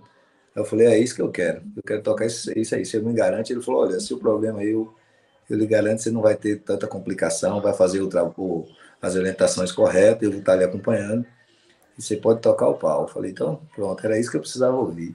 Na verdade, eu até melhorei, eu estava preocupado psicologicamente e arrasado, porque eu não entendia aquele problema. E ele me deu esse sentido, falou que eu podia ficar tranquilo pela experiência que ele tinha, que não ia... que eu estava protegido e que eu pudesse tocar o barco. Então, era isso que eu queria ouvir. Então, acho que o Lula tem que pensar muito nisso aí, o pessoal tem que entender que a maior quantidade de artistas é do porte do Juliano Madeirada, entendeu? São artistas que precisam de visibilidade. E, para ter visibilidade no mundo competitivo que a gente tem, o dinheiro, outras coisas, a própria mídia, tudo é pago hoje, precisa de projetos, precisa de abrir outras portas, de dar condição para que o artista se apresente, dar uma equiparação. Eu questiono aqui na minha cidade, em qualquer lugar eu falo, eu acho que o poder público, eu pago imposto aqui, eu vivo aqui, eu contribuo aqui, não é justo que Gustavo Lima, Zezé de Camargo e outros venham buscar o dinheiro todinho aqui, e aí para o artista local, olha, vai dar 1.500 para o artista local, vocês vão receber, vão tocar em setembro, vai receber em janeiro. O artista grande vem e recebe na hora, no 100%, todo o direito de hotel, de hospedagem, de camarim, de privilégio, aérea, passagem aérea, tudo. Então, assim, com dinheiro público, eu não tenho nada a ver se o cara é fazendeiro e tem esse dinheiro para contratar o artista, eu sou a favor, ele vai fazer a festa dele, matar a boiada. Mas com dinheiro público, eu acho que vereadores, prefeitos, todo mundo tem que fazer uma lei. Olha, X%, faça chuva ou faça sol, tem que ficar na cidade para o artista local. Eu acho que deve existir essa lei, precisa existir essa lei aí, de alguma forma tem que aprovar isso, porque o recurso da minha cidade, eu faço parte, eu que contribuo, entendeu? Eu tenho que participar da distribuição dessa renda. Eu não posso ver que eu pago o imposto o ano todo. Geralmente a cidade pequena tem uma festa comemorativa por ano, e naquela festa comemorativa do ano, o artista de fora leva o dinheiro todinho e a gente não participa de nada e ainda fica fiado, ainda demora tempos e tempos para pagar. Não estou falando só da minha cidade, né? Todas as cidades pequenas que eu participo, eu tenho essa dificuldade. Quando eu participo da organização da festa, o prefeito já passa raiva comigo, que eu falo, eu não quero nada. A única coisa que eu quero é que o artista local toque e que ele receba antecipado. Entendeu? Eu participo de algumas festas e eventos. A primeira coisa que eu brigo com o prefeito é isso. Mas não, me dá o dinheiro do artista local e eu ajudo a organizar a sua festa. Aí, antes de subir no palco, eu pago todo mundo. Porque o artista local precisa ser mais respeitado, o artista menor, né? Porque o imposto quem paga é ele. Ele deveria decidir para onde vai o recurso. Ele deveria participar do orçamento. Como é que ele não participa de nada? Então, uma grande queixa que eu vejo, eu acho que o poder público e a cultura tem que pensar muito nessa questão, que a cidade onde o artista mora, ele tem que ter a participação dele. Ele tem que discutir o orçamento dele. Então, eu acho que a cultura precisa melhorar nessa questão. Aí é um apelo que eu faço. E se eu puder brigar por isso, eu vou ajudar bastante, porque o que eu passei, eu não quero passar. Às vezes eu tocava e só tinha água mineral, entendeu? Não tinha nada, nunca teve privilégio nenhum. E aí você vê no camarim ao lado, está derramando de coisa, dá para carregar um caminhão de mercadoria, de mantimentos para um artista de fora, e você vê o artista local, olha, tem um pacote de água mineral natural para vocês aí, só isso, entendeu? Então, assim, essa parte, eu acho que a cultura tem que dar uma atenção muito maior, porque o artista, além de ser artista, ele é o contribuinte do município. Então, ele tem o direito muito maior do que qualquer artista de fora. E eu já vou aqui quase que me despedindo. Eu queria agradecer a oportunidade de todos vocês aí, de me dar mais um pouquinho de visibilidade, né, nessa trajetória. E eu queria dizer ainda que eu não me sinto artista, não me sinto tão importante nessa parte, mas sim como eleitor e como uma pessoa que brigou para ajudar o Lula. Eu acho que isso aí foi fundamental e eu quero ser reconhecido mais por isso do que pela questão artista, né? Claro que a gente massageia o ego, mas eu nunca pensei em chegar aqui e vocês estão me tratando como vocês estão me tratando, como um artista, como um importante, como compositor e como tal. Eu só queria ser notado e visto como uma pessoa que trabalhou e que ajudou e que contribuiu para o nosso país. E é dessa forma que eu quero que as pessoas entendam e que eu faço questão que as pessoas entendam. E agradecer a todos. E vai continuar, Juliana. Eu tenho certeza que depois que... Você acabou de falar de orçamento participativo. Vai estar brigando, vai estar discutindo, vai estar trazendo ideia, vai estar produzindo música e vai estar voltando aqui para a gente continuar discutindo. Então, eu te agradeço muito, querido. O Juliano, ele já vem em todos os programas da Fórum, né? Porque todo mundo queria conversar com o Juliano. Que é Júlio, né? Que nem é Juliano, que é Júlio. Mas, assim, a gente te conheceu como Juliano, vai continuar assim. Então, você precisa sair, eu já me despeço de você e a gente continua aqui com o Kenji e com o Fabiano. Valeu, tchau, e pode me chamar mais vezes, vou fazer o maior esforço para poder estar aqui nesse papo, como eu falei, né? Para que a gente possa fazer alguma coisa, eu preciso aprender muito mais, e aqui eu tenho certeza que eu estou aprendendo sempre, e eu fico muito feliz por isso. Muito obrigado. Eu quero fazer isso aqui no Rio presencialmente, viu, Juliano? Você fazer um show pode a galera aqui. Valeu, depois eu passo para o Teseu o seu contato, já tem muita gente me pedindo o seu contato, pode deixar que eu passo, viu, Juliano? Pode passar, valeu. Um beijão, um Tchau, abraço. tá na hora do Juliano ir, mas ele volta. Certeza, valeu. Muito bem. Fabiano, então eu vou para ti e termino com o Kenji para ele dar umas dicas para a gente, porque uma das coisas que eu estou muito preocupada, Kenji, é a desarticulação de algumas redes já. Fabiano, eu queria que você contasse bem brevemente, nesse novo cenário, você como secretário da Cultura, e você já esteve no MINC, enfim, você tem uma carreira bastante grande aí como gestor público na área da cultura. Dentro das políticas públicas culturais do Ceará, o que você acha que é fundamental ter também como uma política federal? Citar pelo menos duas para mim. Ah, certo. A gente foi aqui, Maria Flor, nesse período sombrio de ausência de políticas culturais e o Ministério da Cultura, o que a gente chamava de uma espécie de uma luz acesa para o Brasil. Os estados, municípios acabaram sendo micro-ministérios da cultura, em especial o Nordeste, que tinha uma coesão e um pensamento de uma defesa de uma política pública que foi construída ali, nos governos Lula e Dilma, né? Então, a gente foi esse lugar de resistência dessas políticas culturais. A gente trabalhou muito aqui duas dimensões, então eu não vou fazer aqui um balanço, obviamente, mas eu queria destacar duas ações muito importantes que a gente desenvolveu. Uma primeira foi uma política de formação artística e cultural, compreendendo a relação entre educação e cultura, e desde a rede própria dos equipamentos culturais da Secretaria, a gente tem aqui uma escola de artes, que é a Escola Iracema, a gente tem uma escola de gastronomia social, a gente tem uma escola de música lá no Cariri, a gente tem uma escola de artes e ofícios, que é para essa área de patrimônio, restauro e conservação, mas, sobretudo, as escolas que são desenvolvidas por instituições da sociedade civil. Muitas instituições culturais desenvolvem projetos na área da música, da dança, do teatro, e que eu acho que isso deve ser potencializado a nível nacional também. Um grande programa de formação artística para potencializar o que a sociedade civil já realiza, e, obviamente, numa relação mais profunda com as escolas. A gente tem um projeto aqui chamado Escola com os Mestres da Cultura. A gente fez, aliás, uma foto bonita dos mestres da cultura com o Lula. Não sei se vocês viram na estátua do Pai de Cícero, não sei se o Teseu fez, a gente viu. A gente fez na última semana da campanha, né? Tinham mais de 50 mestres e mestras lá nos pés de Padre Cícero, ali com a faixa grande, mestres e mestras da cultura com o Lula. Então, eu destacaria essa questão da formação. Uma outra são das políticas afirmativas. E um Ministério da Cultura novo, ele tem que ter uma composição muito diversa. Uma composição diversa no seu sentido... Eu estou falando das pessoas que vão estar trabalhando lá também. Composição da diversidade étnica. O Ministério da Cultura, ele era um ministério, mesmo tendo um Gil, mas ele tinha uma predominância de pessoas branquelas aqui, como eu. Então, ele tem que ter uma diversidade de gênero, né, também, além de étnica, uma diversidade de gênero, diversidade regional, né, dos mais diversos rincões e lugares do Brasil, né? Então, eu acho que é importante essa composição do Ministério da Cultura nessa diversidade, e as políticas afirmativas aqui foram muito presentes para a gente.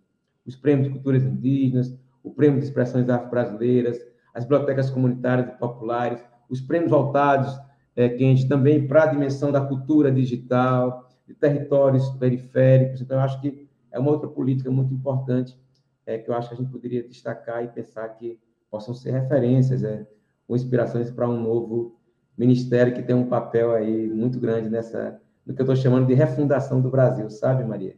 Eu acho que o nosso desafio é tão grande, por isso que essa eleição valia um país, valia uma nação, né? Porque valia soberania e valia justiça social. E a comunicação, ela tem um papel, mas eu quero destacar muito o papel da cultura enquanto política cultural, né? Nas artes, patrimônio, etc. e tal, mas enquanto um trocadilho que eu gosto de fazer, tem a política cultural e tem a cultura política. E a cultura política tem a ver com essas disputas de valores, né? Eu adorei, já estou seguindo aqui o Kenji nos seus canais e nas suas redes, né?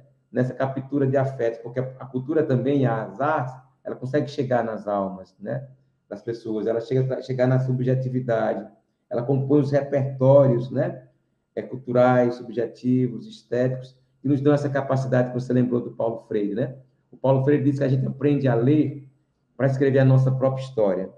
E a gente faz arte para reinventar o mundo, sabe? É para se posicionar, mas é, sobretudo, para reinventar o mundo. Então, pessoas como o Kenji, que são muitas no Brasil, mas que estão muito mais para a banda de lá do que para a nossa, são fundamentais, né, de traduzir a cultura, essa diversidade cultural, numa mensagem, numa comunicação, nesses conteúdos, porque a disputa é de valores mesmo, de visões e de cosmovisões de mundo. O Kenji também é produtor cultural, né, Kenji? Você é o produtor cultural. Eu acho que eu queria juntar essa turma, apesar de que a gente põe 5 pessoas, às vezes fala menos do que daria. E aí eu sempre digo, a gente vai voltar a discutir, porque tem muita coisa para discutir. Então, assim, vai ser Maria, essa você perguntou retomada. uma coisa, você me perguntou uma coisinha que é fundamental, que tem muito a ver com o que o Juliano falou. Uma das primeiras ações que a gente fez aqui no contexto da pandemia, antes mesmo da Lei Aldir Blanc, foi um edital que a gente chamou Cultura Dentro de Casa. Dentro de casa é uma expressão nordestina, né? E também eu acho que um pouco mineira, né? Então, de como é que a gente fomentou produção de conteúdos artísticos para difusão em plataformas digitais, tanto dos próprios grupos, coletivos e artistas, mas também numa plataforma que a gente criou, né?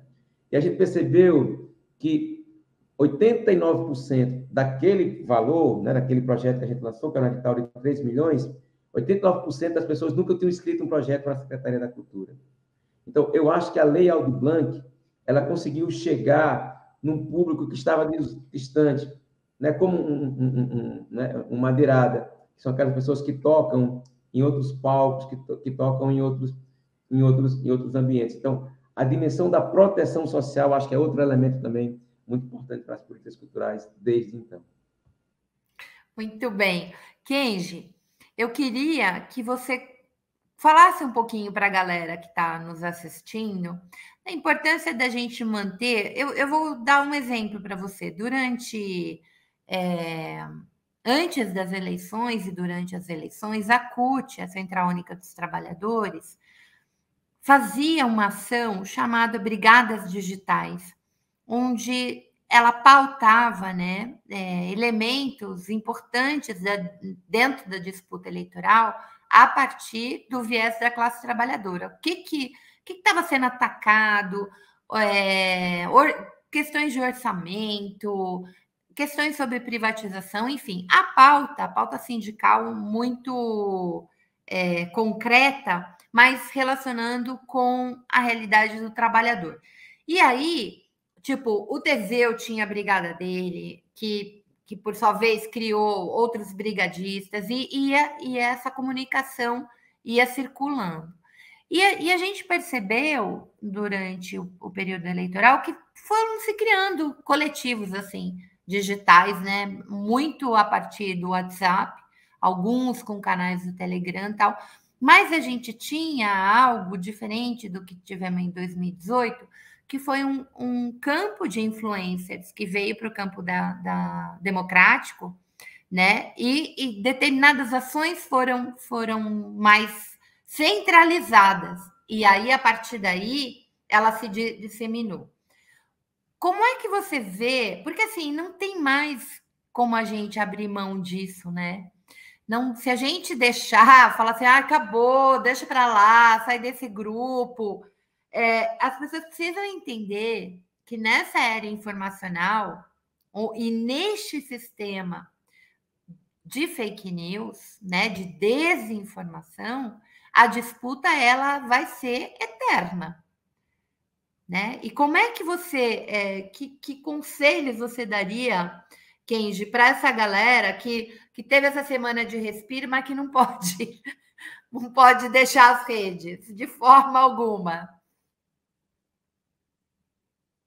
Agora sim, né? Aí. Ouvindo, eu tinha mutado o microfone aqui.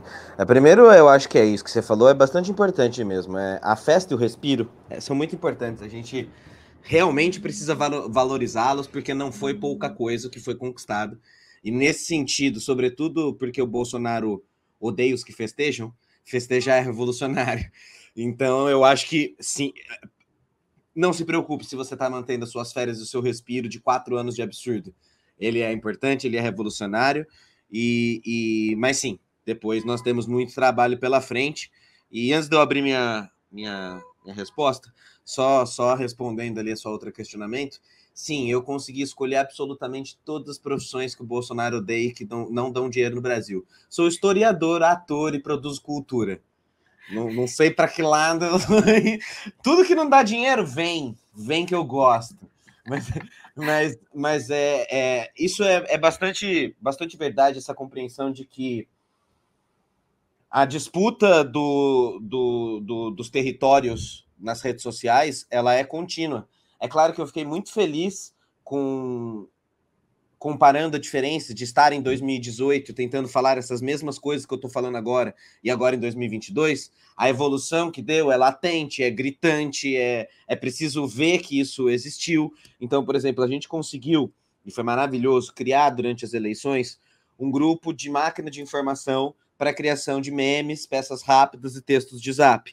Exatamente do jeito que você colocou. Nós, como criadores, a nossa equipe, a gente determinava essas pautas a partir das pautas do dia da eleição, do que estava acontecendo naquele período eleitoral, mas para que a gente possa, então, passar a ser, de fato, produtor e não mais reagir apenas, porque esse foi um dos nossos erros por muito tempo. Não conseguir sair da prisão da reação que o bolsonarismo te coloca. Porque, claro, acho que até você falou, né, mais cedo, a gente fica mais tranquilo e tudo mais, porque o grande domínio do bolsonarismo é o domínio mental, psicológico da sua rotina. Porque também não tem como ignorar quando o cara está falando uma barbárie sobre grupos minoritários, ou sobre pandemia, ou sobre matar pessoas. Não é possível ignorar, mas, ao mesmo tempo, isso nos colocou em posição de reação apenas. A gente esperava as pautas virem e eles pautavam, portanto, qual seria o assunto do dia. Por isso que, por um período, ficou até... A gente até gastou mais do que devia o termo cortina de fumaça, porque ele existiu, mas existiu também um tempo que nós passamos a achar que tudo e qualquer coisa era cortina de fumaça. Aliás, isso até acontece um pouco nas redes ainda. Tipo assim, a hora que a Carla Zambelli tá dando tiro e o Roberto Jefferson tá dando tiro, gente, não é cortina de fumaça. É burrice, é idiotice, é perder. Eles também não são, porque também isso é uma coisa... É crime, exato. Isso também é uma coisa que o bolsonarismo pode acabar produzindo em nós, que vai de acordo com aquilo que eu estava falando na nossa primeira resposta, né? Essa ideia de que ele é muito burro, mas muito inteligente ao mesmo tempo, é muito comum aos fascismos históricos. Essa ideia de que é um cara do povo, mas, ao mesmo tempo, ele é super poderoso. E isso nos deixa nessa posição de imobilismo. Porque, veja, não pode reagir porque vai dar palco. Essa é uma regra que a gente decorou também e começou a pôr ela em todos os lugares. Não pode reagir porque não vai dar palco. Isso não pode porque é cortina de fumaça. E daqui a pouco a esquerda estava paralisada. Estava imobilizada pelas próprias regras que ela criou sobre coisas. E o que eu vi na eleição foi justamente a compreensão da importância de pautar as redes, não mais reagir. Quem reage agora são eles.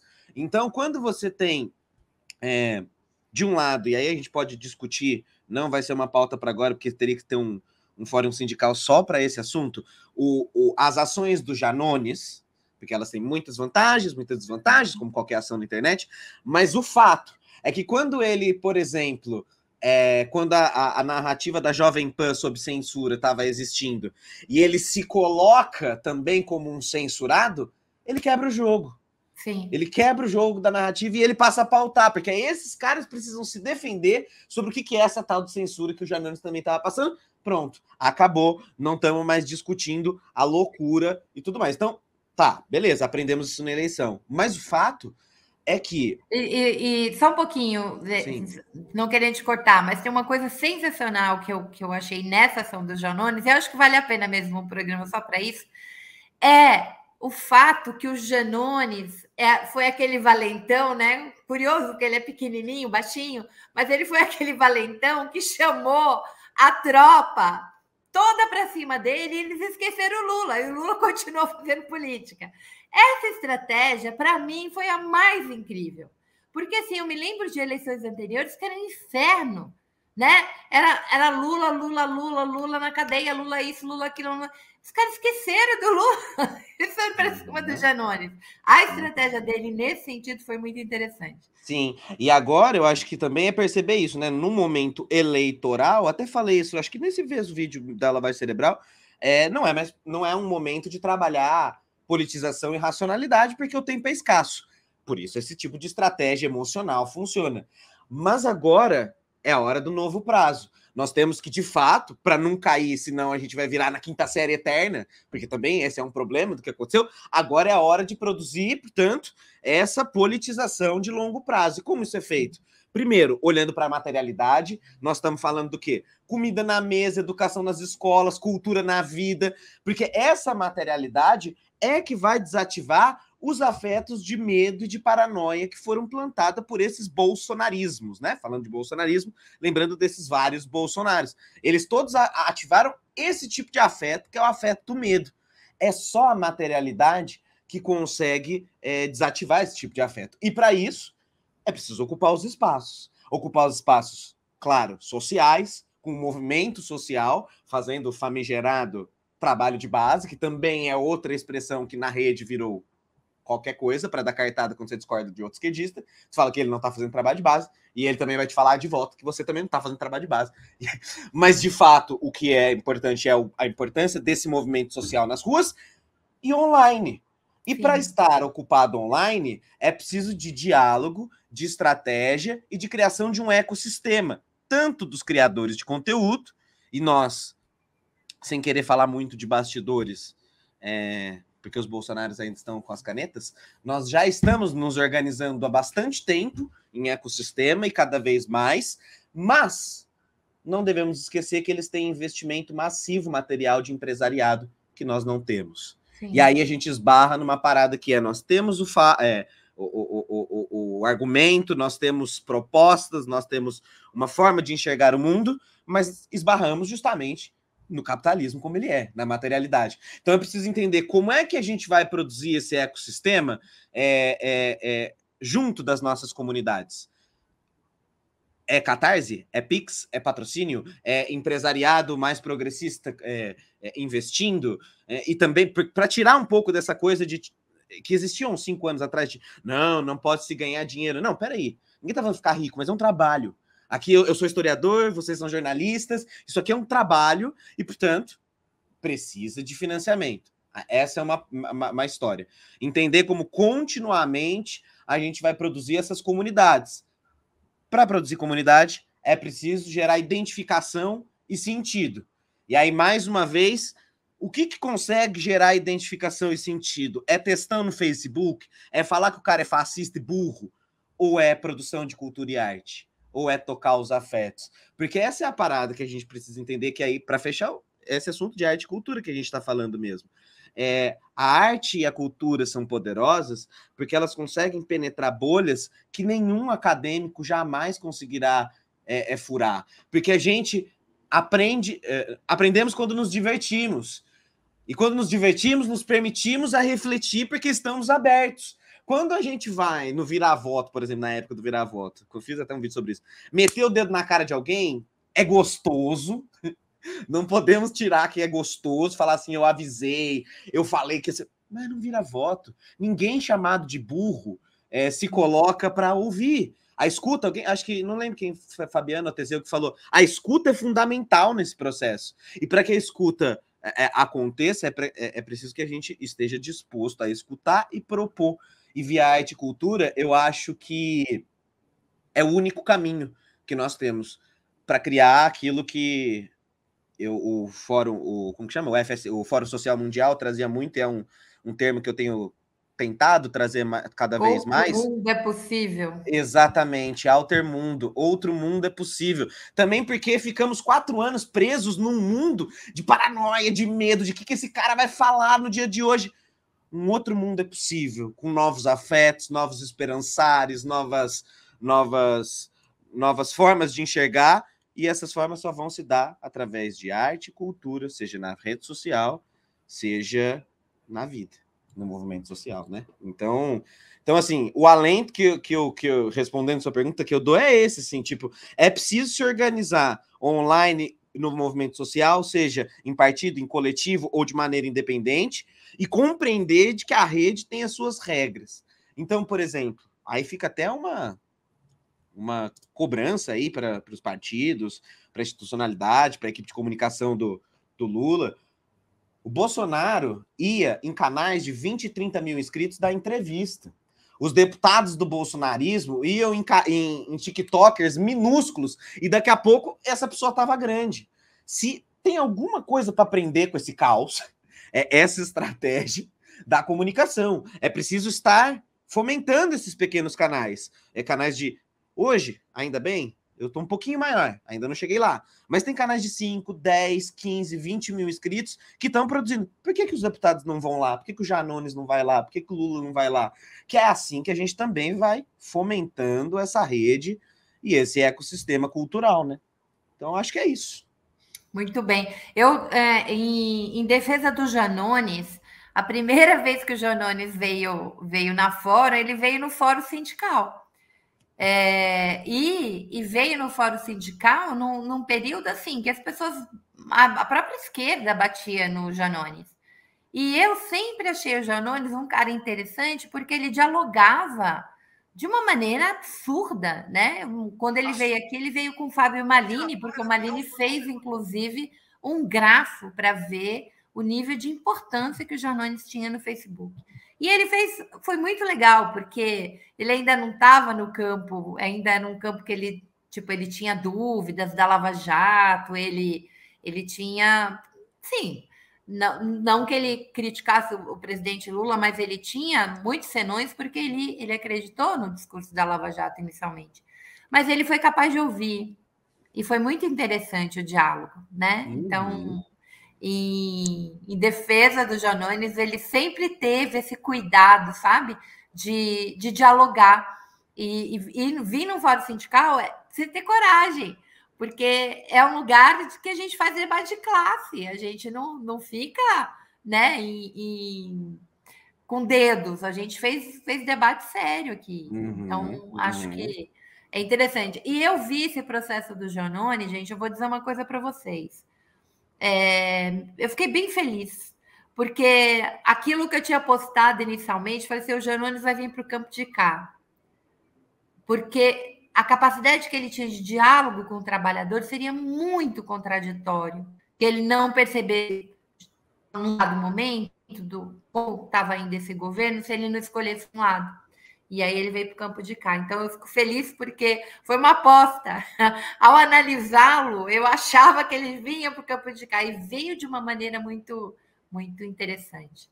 Eu acho que ele foi fundamental nessa eleição. A gente precisava realmente fazer um programa só sobre isso.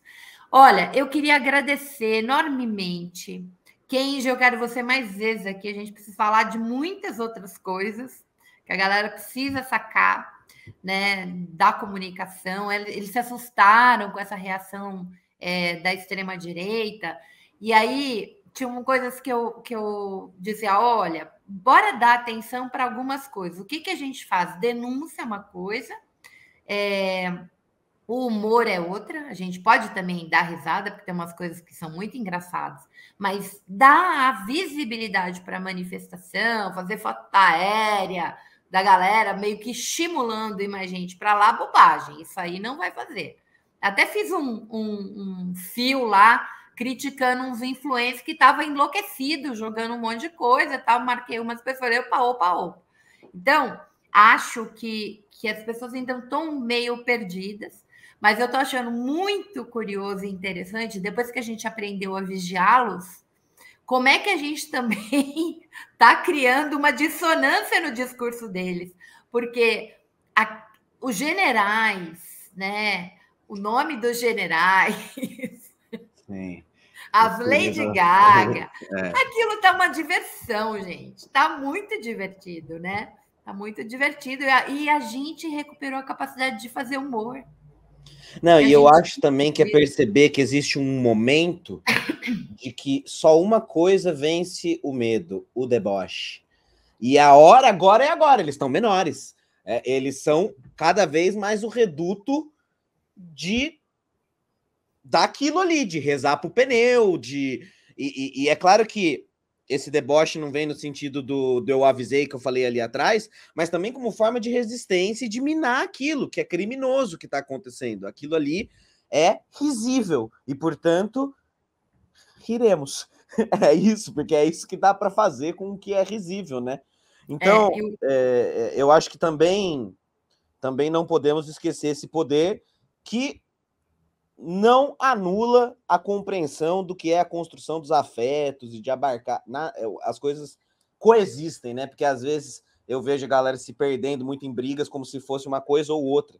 ou nós devemos construir novos ecossistemas, ou nós não devemos rir. Não, nós devemos rir e construir as coisas, né? As coisas não são binárias. Então, é isso. Dá risada mesmo, que faz bem.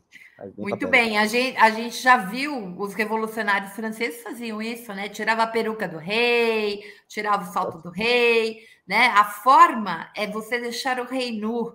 O rei está nu. E aí sai o manto, sai a peruca, sai o poder, é por aí. Fabiano, querido, eu acho que você vai caminhar para Brasília, Fabiano. Tenho cá para mim que você faz parte desse time, não sei, mas espero que, se for, vai levar um refazer, né? Como você colocou aqui de uma forma poética e tão bonita. E eu desejo muita sorte, né? Ou que tenha continuidade o trabalho incrível que você vem fazendo no Ceará, no novo governo. E eu vou deixar 5 minutinhos para vocês se despedirem e a gente encerrar nosso programa. Teseu, começa por ti, Fabiano e Kenji. Eu acho que primeiro a gente é do aprendizado, né?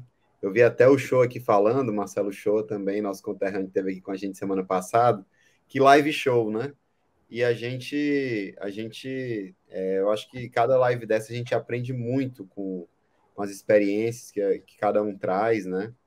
Eu achei, assim, foi muito simbólico para mim, muito emocionante a fala do Juliano hoje, né? É a gente da gente, é a gente do povo que está ali, que sofreu, que chorou e que agora recebeu uma ligação do Lula no dia da eleição, assim. Então, é muito além de um reconhecimento, né? Eu acho que é você pegar uma classe inteira e concentrar ali no Juliano, que virou um fenômeno, foi o número 1 do Spotify, do Brasil, né?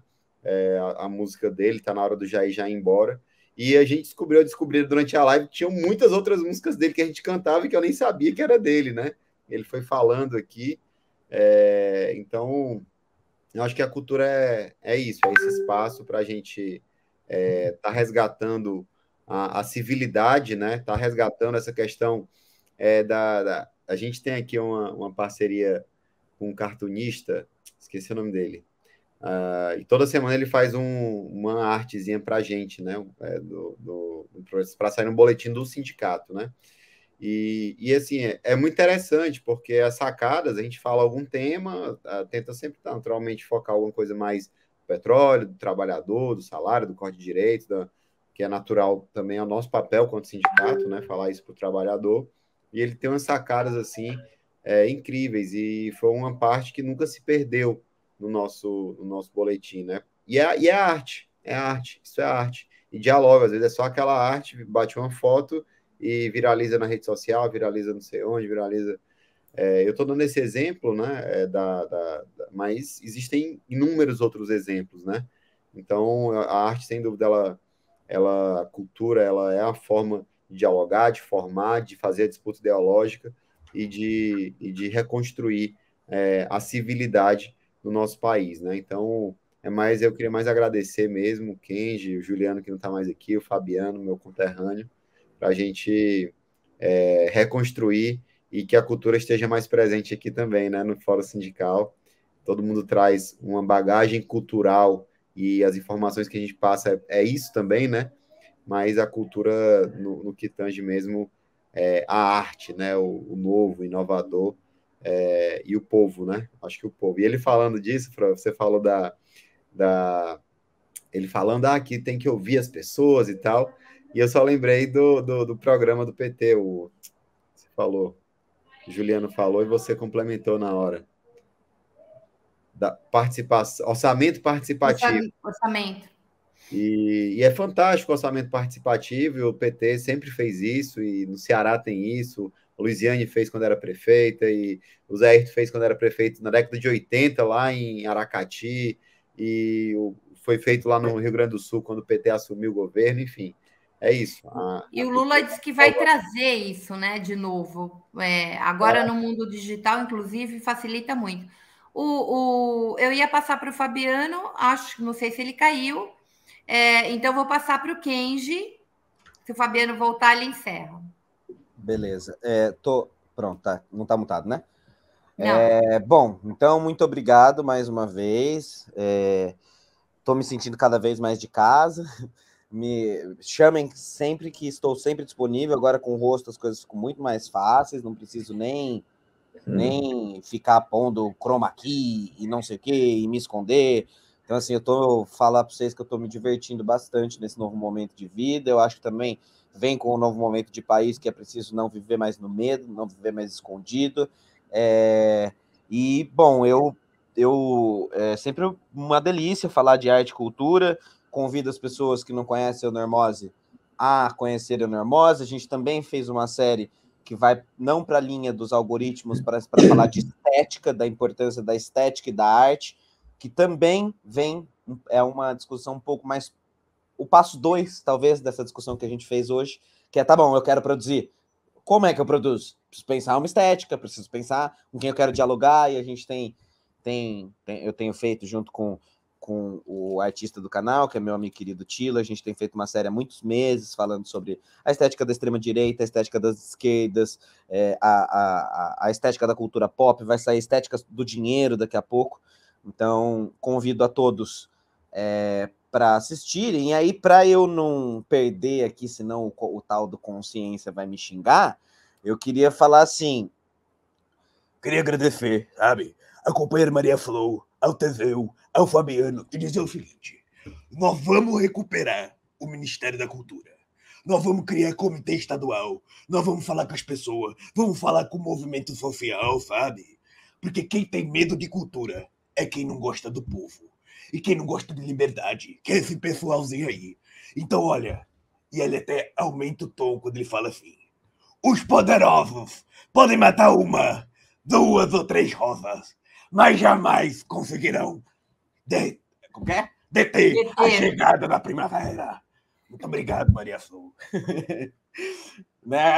Sabe que eu não sabia que eu sabia fazer essa imitação, mas eu vi tanto Lula no período eleitoral que alguma hora eu falei, olha, acho que eu consigo fazer, sabe?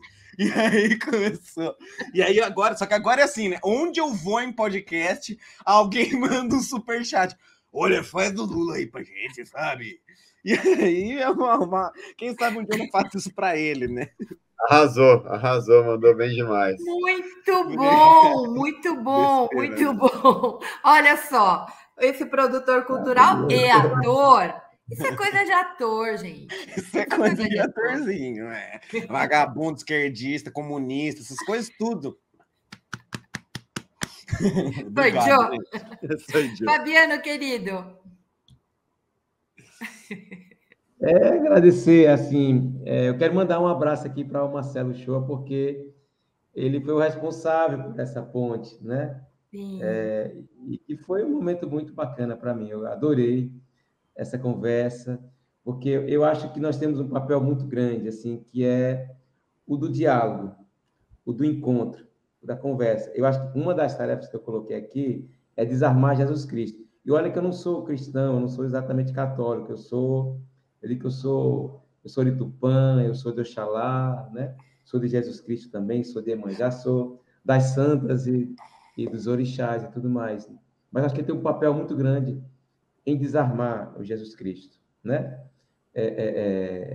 Eu acabei me divagando aqui, mas o que eu quero dizer é que, para isso, nós, artistas, agentes culturais, produtores culturais, temos um papel muito central.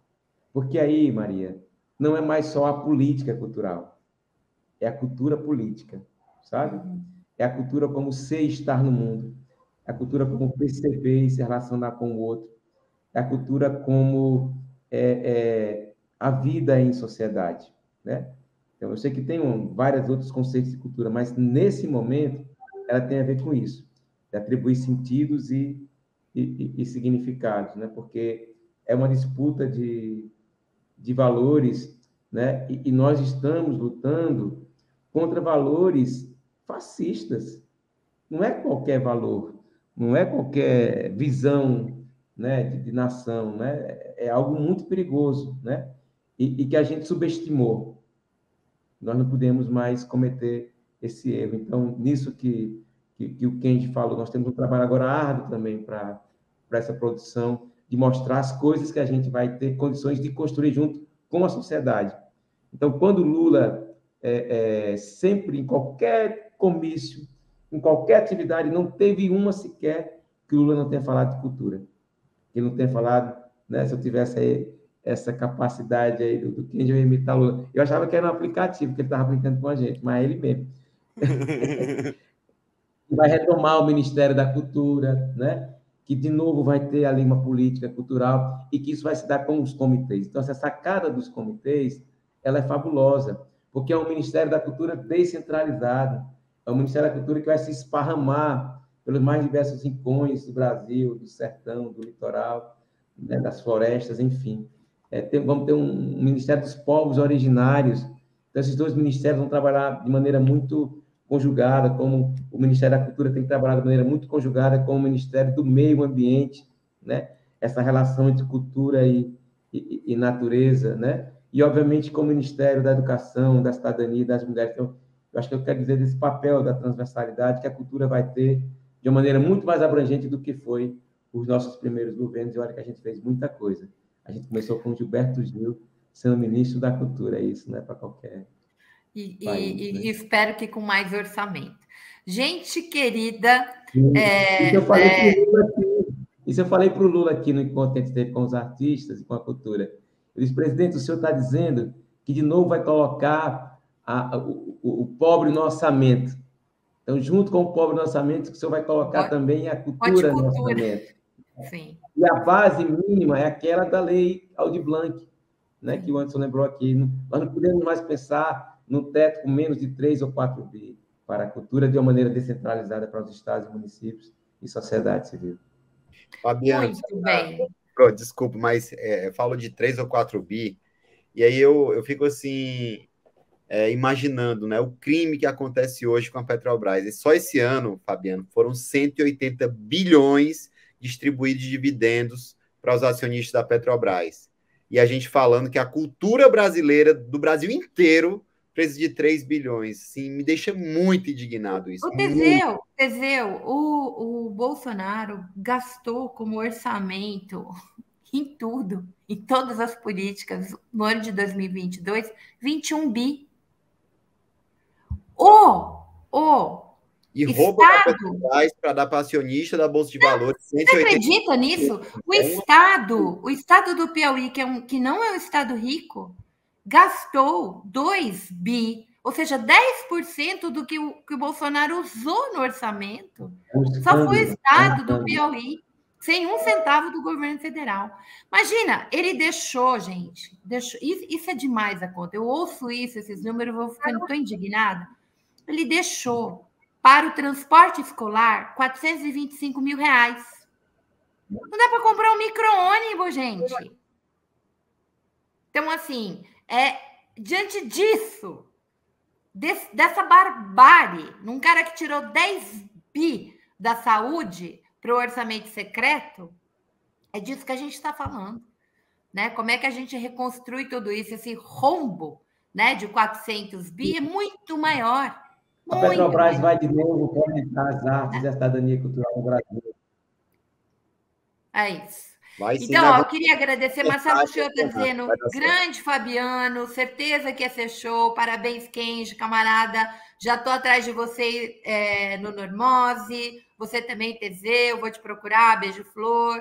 A Juliana também diz que é historiadora, é fã do meu trabalho. Muito obrigada, viu, Juliana? Eu faço com muito carinho, tenho muita vontade de voltar a escrever para as crianças, voltar a pensar o ensino da história, era uma coisa que eu fazia com muito prazer, né? A formação de professores, e infelizmente foi muito difícil continuar nessa trajetória. Eu sou autora de várias coleções didáticas, tenho 2 prêmios Jabutis e nenhuma editora me quer, porque, obviamente, né, pós-golpe, pós-escola sem partido, fazer as pessoas pensarem criticamente, mas a gente vai reconstruir esse país e nós vamos ter espaço real, concreto, né, do trabalho que a gente exerce, sem politicagem, sem essa loucura de você ter uma pessoa como o Kenji que não podia mostrar o rosto. Chega, né? A gente está refazendo esse país sobre novas bases, a gente vai reinventar o Brasil e um Brasil de verdade para todo mundo. Beijo, minha gente. Foi um prazer enorme estar aqui com vocês e vocês que nos acompanharam. Até quinta-feira que vem. Tchau, tchau. Tchau, tchau, valeu.